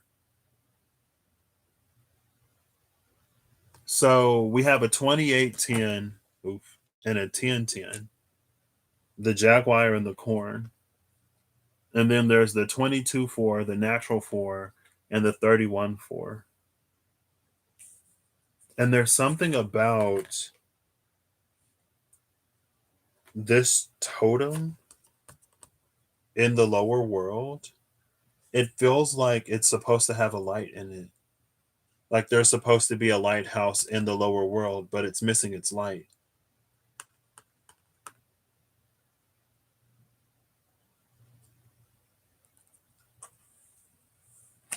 I know Cindy and Rush just did a Hades Persephone read within the past few weeks. But it's interesting because I feel like the energy of the goddesses have been shifting. Well, I don't know about. It feels like for a minute, I think since last year, maybe around the summer of last year, Carrie's had a lesson to learn, which was to let go of her daughter Persephone, to allow her daughter to live her life and to not cause the world to wither and suffer and fall away. Maybe that's why the corn is here. Maybe Caris has learned her lesson. Now Persephone can be the light in the lower world, the beauty way in the lower world. And Earth doesn't have to suffer. We still can be in seasons of abundance.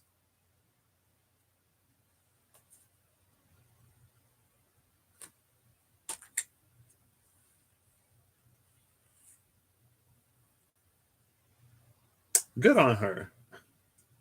Because her energy's been feeling like that for a minute. It's like she needs to learn to let her daughter go. You just let her go. Like, come on. I know it's not easy. I know that there are some like real life people who struggle to allow their children to like grow up and leave the nest. I know there are some people who are so attached to the identity of parent or of being a parent. And I don't know if it's like they were young when they had kids and so they didn't necessarily I mean you don't have to be young and have kids, but it's like I don't know if there maybe wasn't necessarily ever a time where they were allowed to experience and explore themselves fully to develop an identity outside of being a mother or outside of being a father. And because being a mother or being a father is so core to their identity, they almost in some way suffocate their children. And they don't allow their children to go up, to grow up, to leave, to go out and become their own person. Because without the child there, they don't have anyone to parent.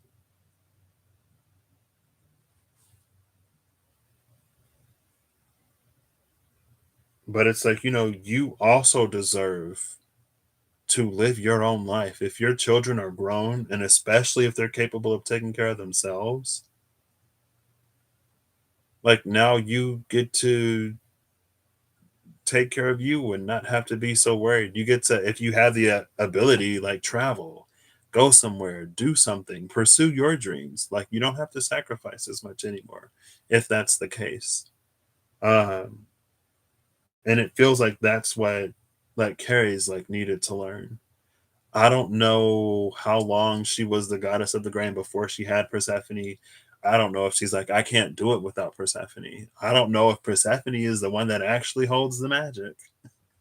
And the world up top withers when she goes to the underworld because Persephone is the reason why everything is thriving, not Ceres, which is why she wants her up here. Because when they're together, you don't know.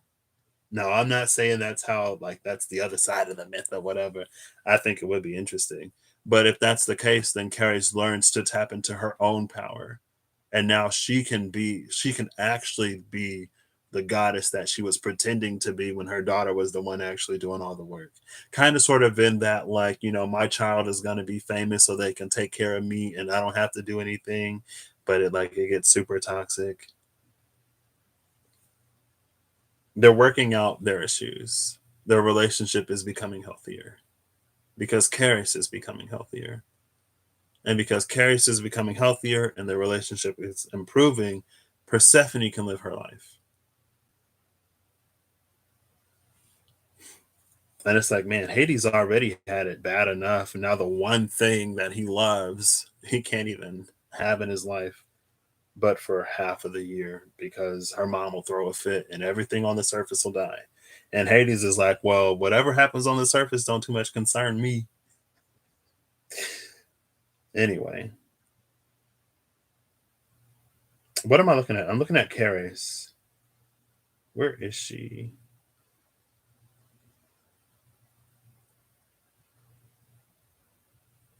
Wait, where is she? An Aquarius. Oh, wait. I got to go to this year. So, October 25th, 2021. Caris is in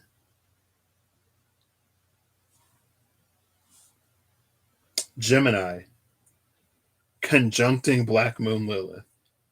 Exactly. Caris is actually at 1111 degrees Gemini at this time. You see that? It won't focus. There you go.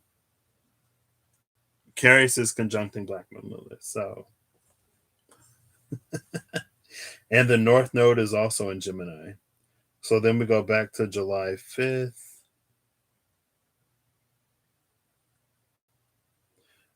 Uh, So Black Moon Lilith is a liberator of feminine energy.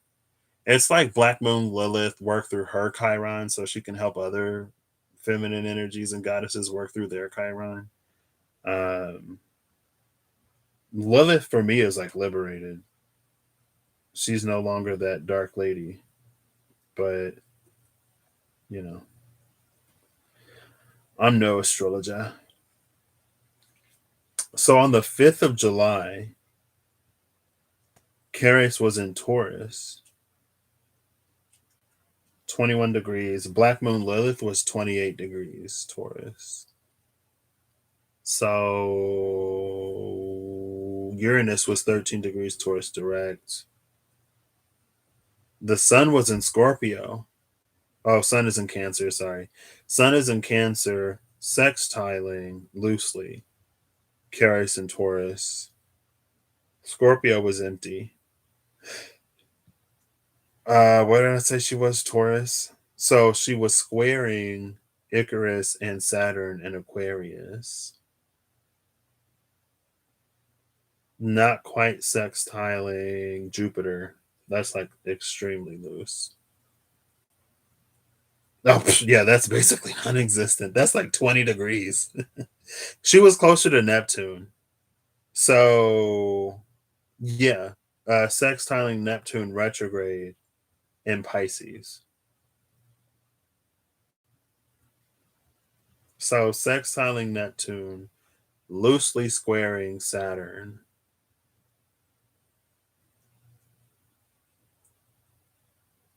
And also loosely squaring Venus and Mars. The Mars one is, or the Venus one is even looser. Um, so when Venus and Mars are getting together in Leo, it's making a square to Ceres in Taurus. And then on the 24th, 25th, I'll just go with the 25th for the sake of brevity and not going on even more. On the 25th, she's 28 degrees Taurus still, or she's in 28 degrees of Taurus. Not yet. So Black Moon Lilith already moved into Gemini, but Ceres is still in Taurus.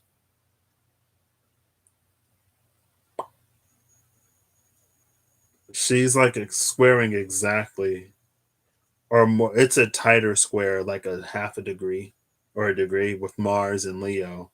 Venus has already moved on to Virgo again. Icarus is in, it's a closer trine to Icarus and Capricorn, still trining Pluto and Capricorn, but now Pluto is retrograde. It's broken, basically broken the square with Saturn. And the sextile to Neptune is also breaking. But the sextile to Pallas Athena is even tighter. I think it's tighter. I love that, like, Saturn is giving Ceres a square. Like, hey, here's something you might want to handle before Pluto just comes in and, like, that trine of Pluto is like, if Ceres didn't take care of it, when Saturn was like, hey, you might want to do this, you might want to do that. Pluto's like, I'm taking my wife. Not taking my wife, like she's coming with me, and you're just gonna have to deal with it. I think it's high time for you to like grow up, girl. Anyway, take it as it resonates. Take it as it resonates.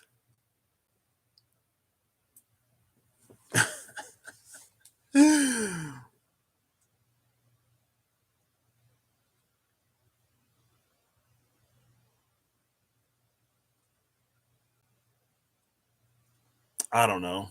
I don't know anything.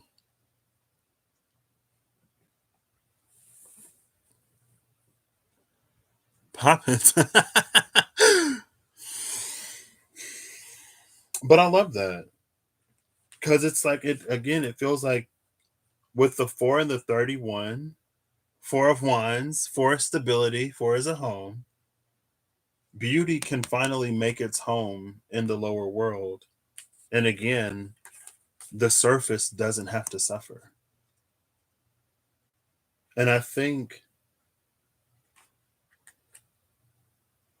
that story somehow holds at least a parallel to the shadow, where it's like the shadow can have beauty. Like beauty can return to the shadow and it not be in direct competition with the light.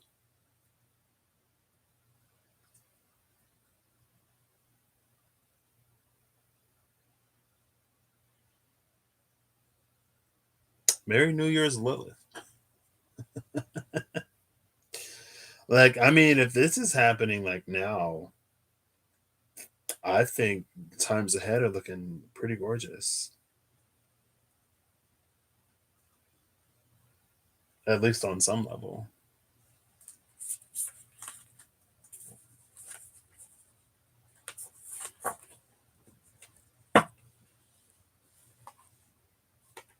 Is that the arrow? So the arrow was behind the lower world, which is a three. So 443.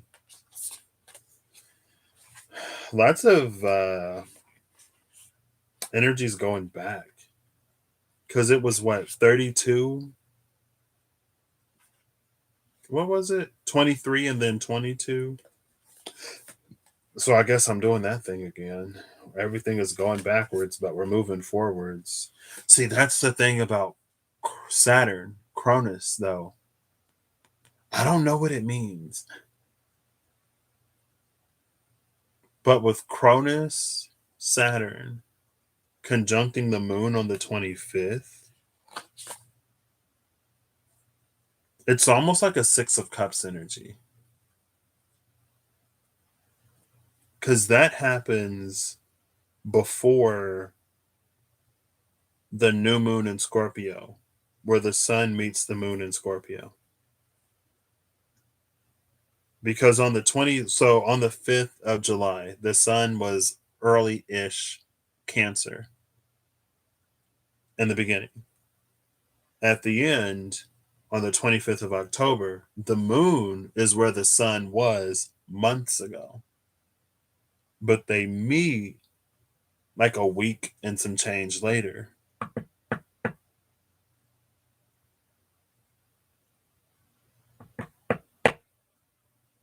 So Saturn again is doing something in preparation for something later. And that happened on the 24th or 25th.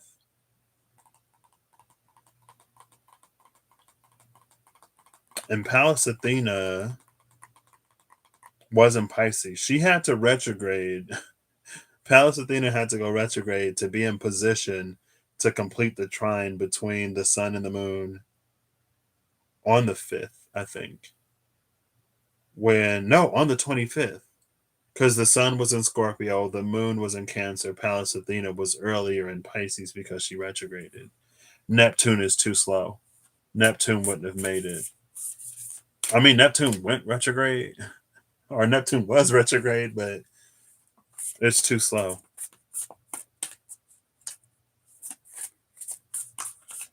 Saturn is more benefic than I think we give it credit for. Saturn can be more benefic. I think, Saturn can probably still be very restrictive and all of that. So, but Saturn has its benefic qualities, just like Jupiter has its malefic qualities. And so does Venus. I already talked about it. So anyway,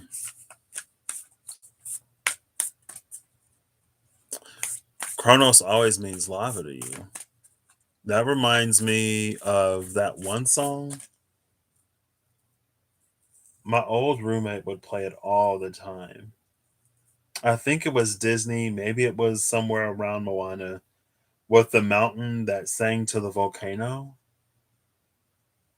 or something like that. I don't remember though. Saturn is returning with a new level of expansion and respect for you. Yeah, Saturn is like cool now. Wait, where? Oh, Kizzy Cat. Kizzy Cat. Hey, I read your name. Well, maybe I didn't read your name. I was just like, it was completely lost on me. I'm sorry. I'm not here. Like that one video with the ooh. Speaking of the owl watchers, the owl and magic. You know what I love about this owl card though? That red planet, it's feeling very Martian.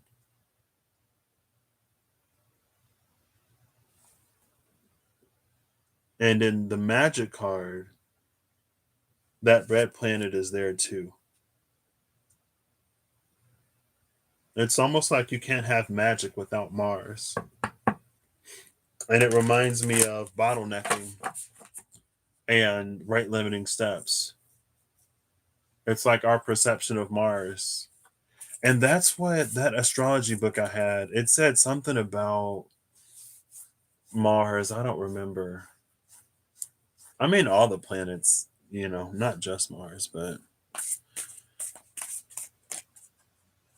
I am on late because I'm sleepy. No more owls. Yeah. And again, it feels like it's already happened. And it feels like that's what that ghost dance energy is. It's like now we're out of phase, we're out of sync, we're out of tune with where things naturally are, or not naturally are, with where things have progressed. And it's causing even more and more tension on that rope, and it's going to fray and snap. Oh my gosh. Look at this. The owl again in the same hand, this time with the journey. And look at that. See? But this owl is like, you're gonna have to do something. Like, I can't carry you. You're too big to carry. So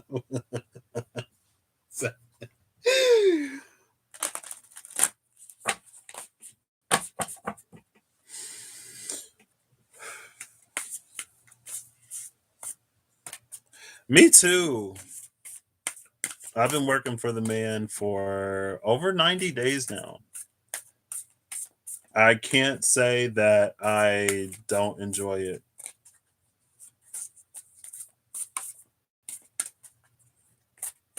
John Carter. Ooh. Good night, Skywaltress. I'll hopefully be going to sleep too here soon because I'm also getting sleepy. I'm trying to get a last card, final card from the. Oof.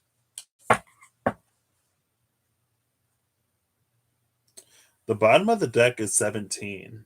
Earth. Let's see if I get a 44. 44. I already saw 44. What was it? Maybe I didn't see 44. 52. I didn't get the 1744. The rainbow and the standstill. I actually thought about something with the standstill the last time I heard about it. The standstill is like an impasse. It's almost like because we don't move, things don't move. Like things have come to a standstill. It's it's that collision energy rather than cohesion. The bell that brings the physical and intangible into harmony as it pulses out into the universe. Collision or cohesion. This is the collision, this is the cohesion.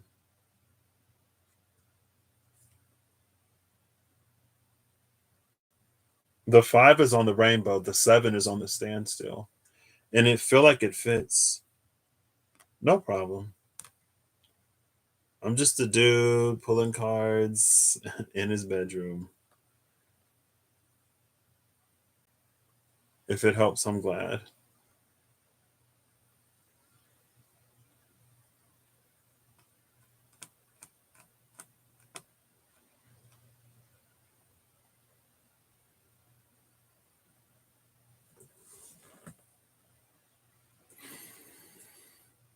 So the 7 in standstill, it almost feels like this we're learning. The 7 is about, spiritual growth and development, learning, it's all that stuff. The 5 is the change, is the rainbow. It has movement and momentum. There's a lot of momentum in this card, and there's absolutely none in this one. Earth is here at the bottom of the deck. I said something earlier about, or was it yesterday, with the warrior spread, wings on ancient things. The night, maybe it was yesterday with the wings on ancient things, the warrior spread, I time stamped it. But it was that night of coins energy. It's like as something gathers more speed, more momentum, more substance, it's almost like eventually it has no choice but to come to pass. That energy moves forward. It gives, like, the substance gives weight to, already, did I put the cards up? To that reconciliation between Mars and Venus. And it brings it closer and closer to our reality, to our experience. It brings it in phase. Well, I don't know if it brings it in phase or if it puts us in phase with it.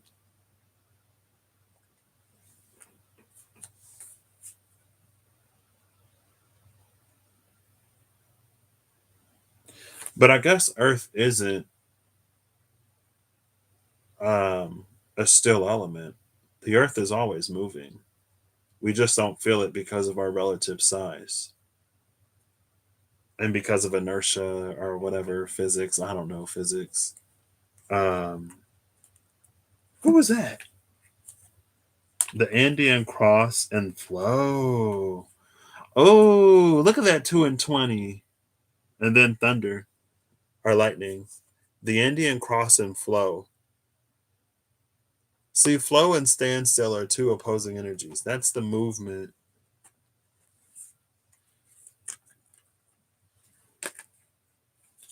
And I feel like that Jaguar Panther energy is important in getting things to flow and in getting things to move. It's time for me to go to sleep. Ah. Excuse me, it's time for me to go to bed. I can't believe it's been like 2.5 hours. It's fine. I get to go in when I want tomorrow. I technically ain't even gotta go in. This break was nice. I didn't know if I would know what to do with myself without having to work for several days. But I found ways to enjoy it, mostly, namely by sleeping. Sleep has been nice. 12:22. What? It's 1:22 here.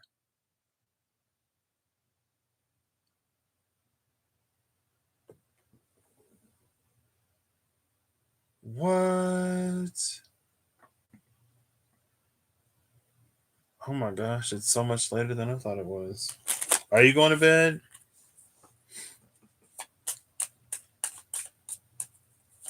It's not 1:23. Hey, 7:22 in the morning. Well, glad to catch you. So yeah, it's late here. It's late here. I'll take that one. Look, it landed on my thumb, face down. Let's see who you are.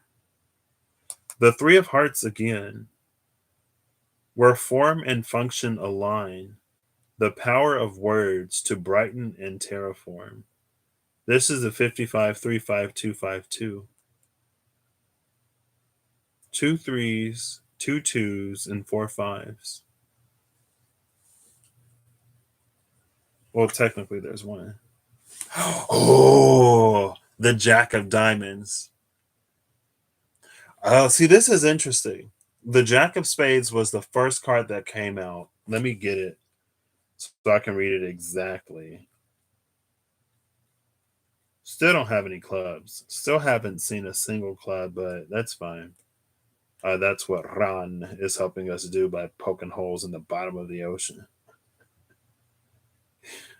Um, so the Jack of Spades was the beginnings of self-realization. The Jack of Diamonds is a full recognition of the self that has yet to be realized, being spurred into action and aligning the bodies. A full recognition of the self that has yet to be realized.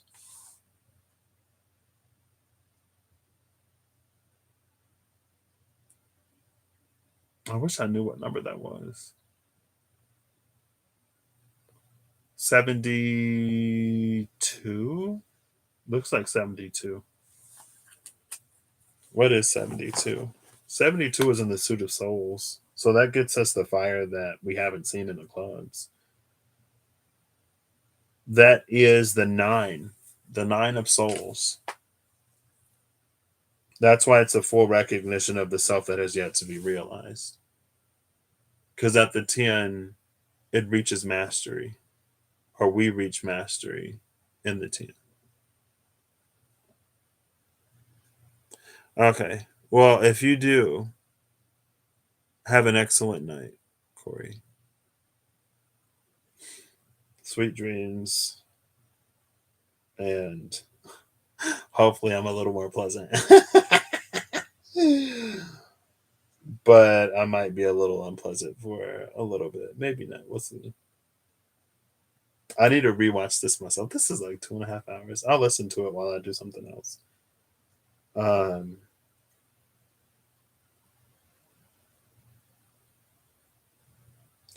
A full recognition of the self that has yet to be realized. It's an energy where we can see it, where we can envision it. It's almost like that journey card, but we haven't yet embodied it.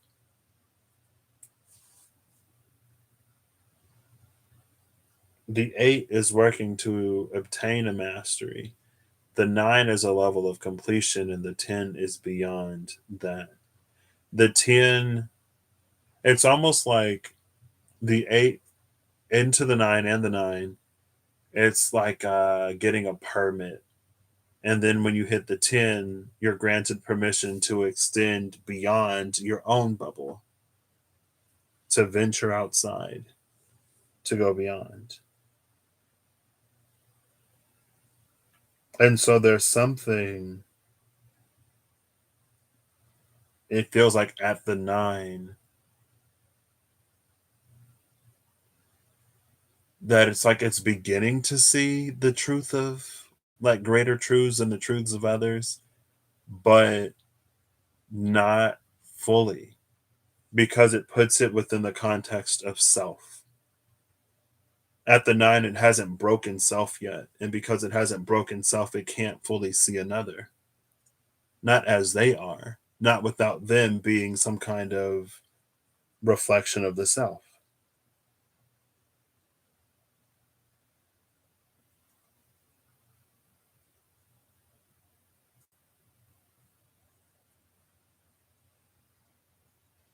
I mean, this is gorgeous energy. It's gorgeous energy.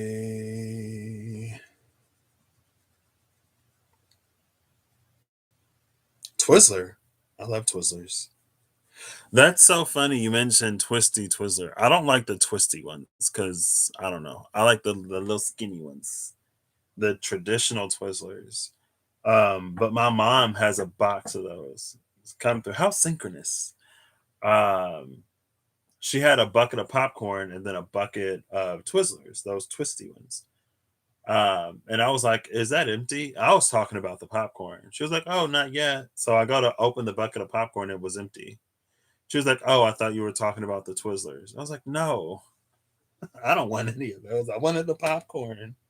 I barely got any of the movie theater popcorn." They went to go see Spider Man um, the other day. Spider Man No Way Home. Speaking of, I mean, I didn't mention multiverses, but multidimensionality and stuff like that. So I'm going to get a final card from the Revelation edition of the Spirit Keepers Tarot. Did I get anything sweet? I did not. Yeah, I did. I got these chocolate croissants, but they're disgusting. I mean, they looked not great, but I was like, oh, maybe they'll taste all right. No. I should have left them. That's fine.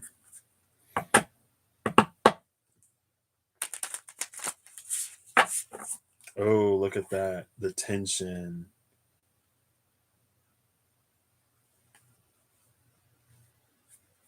Oof. The tension and the 10 of this is interesting though. Because it feels like in order for this part of the wheel to be returned, something has to break.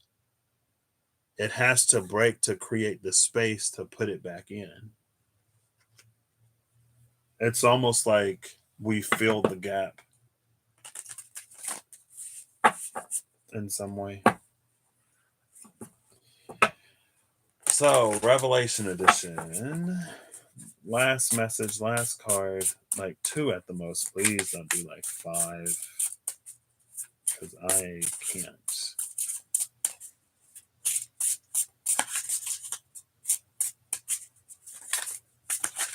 Something about sitting in reverence. I don't know if that's like a thing or not.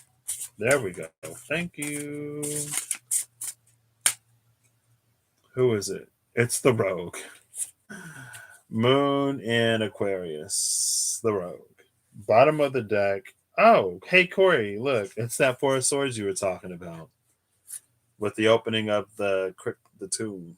The 4 and the 7. This is a justice of swords or a strength of swords. 11 swords. Oh look, and then there's the Hanged Man.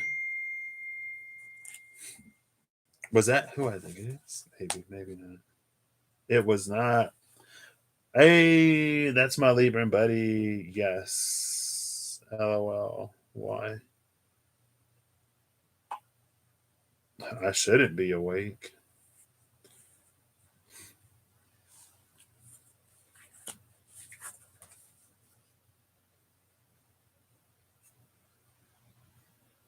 This is so funny. I don't know what this. One second.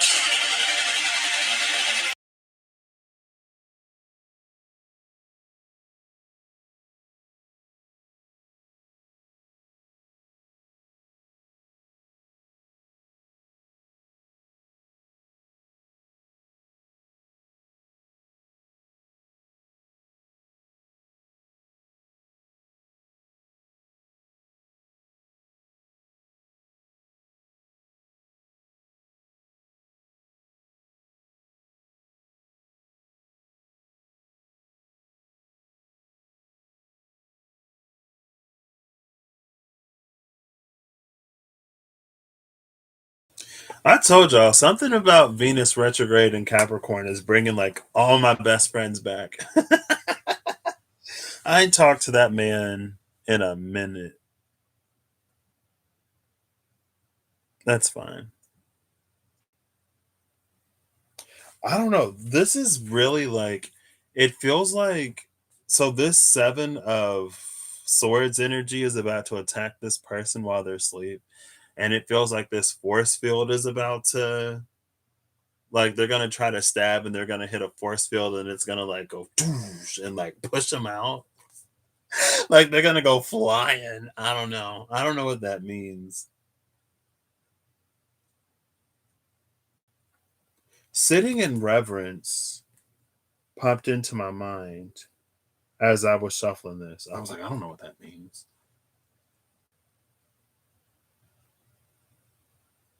This is low key a little creepy in a good way.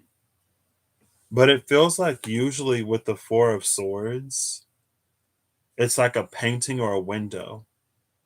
But this person is like reaching out to like pour something onto this night.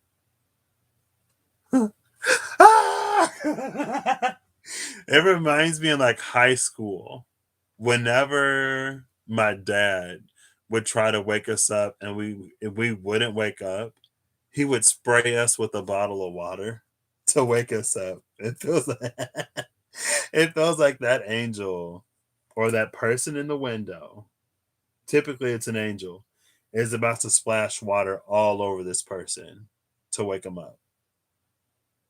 Because air isn't working. Air isn't working to wake them up.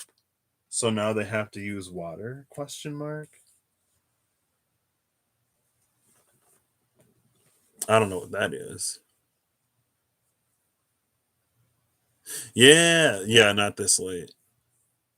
Not this late. My grandma might be awake though. Who knows?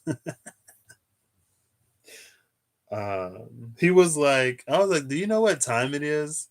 He was like, "Yeah, it's like 2:30 in the morning." I was like, "It's 1:30." He was like, "Yeah, but I knew you would be up." I'm like, "I'm about to go to bed." That was my plan. I said 5 minutes. Okay, so that's it. Um, I don't know what that means. It's like the element of air isn't working, so we're gonna have to do fire. This is Jupiter and Libra. Oh my gosh, that was my Libra best friend that just called me. I was like, it's funny because he's a Libra, and I didn't think I had Libra, but I do have Libra. Jupiter and Libra, the moon in Aquarius. The moon was conjuncting Saturn on the 24th, 25th. So it's the moon being in that space. Well, but that was in Aquarius. That wasn't in Libra. So that's a trine. Jupiter trining the moon in an airy way.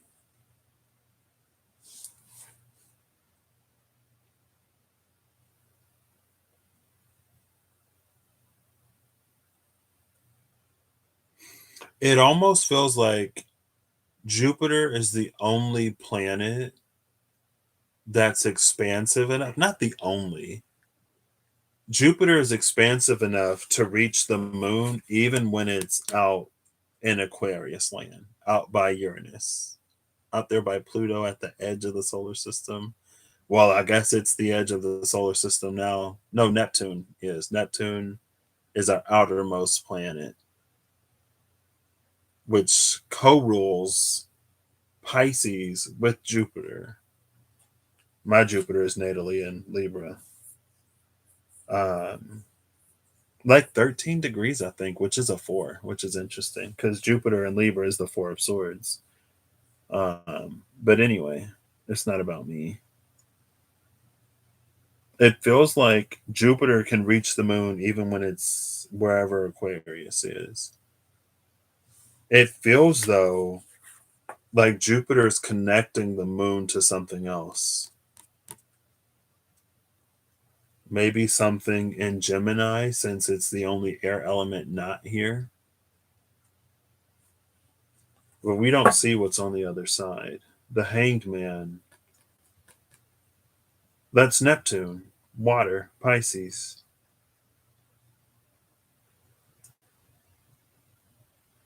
Saturn is in between Jupiter and Uranus.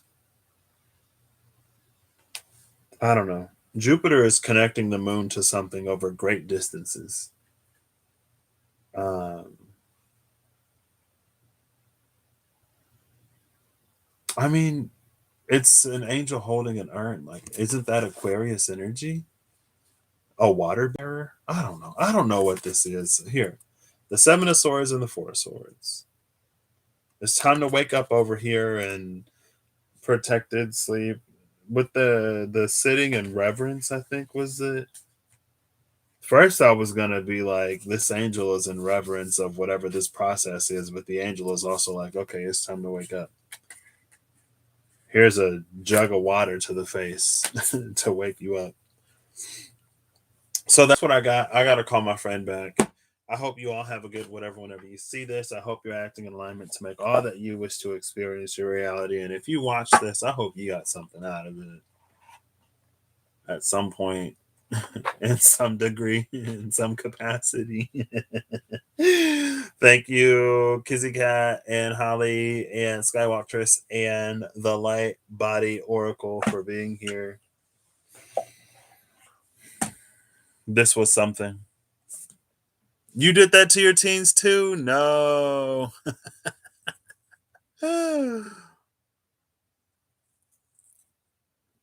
Yeah, it's like, okay. See, but I guess Ran, her energy was here too.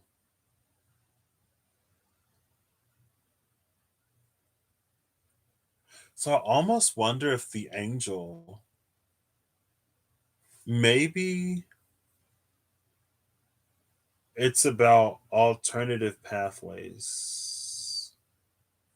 Maybe it's like us trying to go into wherever that Scorpio, whatever was happening in Scorpio was, makes us vulnerable and susceptible to Seven of Swords energy. Because Scorpio can be a little tricky to navigate, or a lot of tricky to navigate. But with the Four of Swords, it feels like the angel is bringing scorpionic water to us to wake us up to it. It's like it's taking water from down there and it's bringing it up to the surface where the moon was in Cancer. And that was the thing that Saturn was doing to the moon. The Saturn was teaching the moon to control the tides better. Instead of like the tides being reactionary in a reactionary energy with the moon, it's less reactionary. It's less triggerable. So it's not going to be like, oh, it's a full moon. The tides are super high. It's going to wash out all of the work. Um,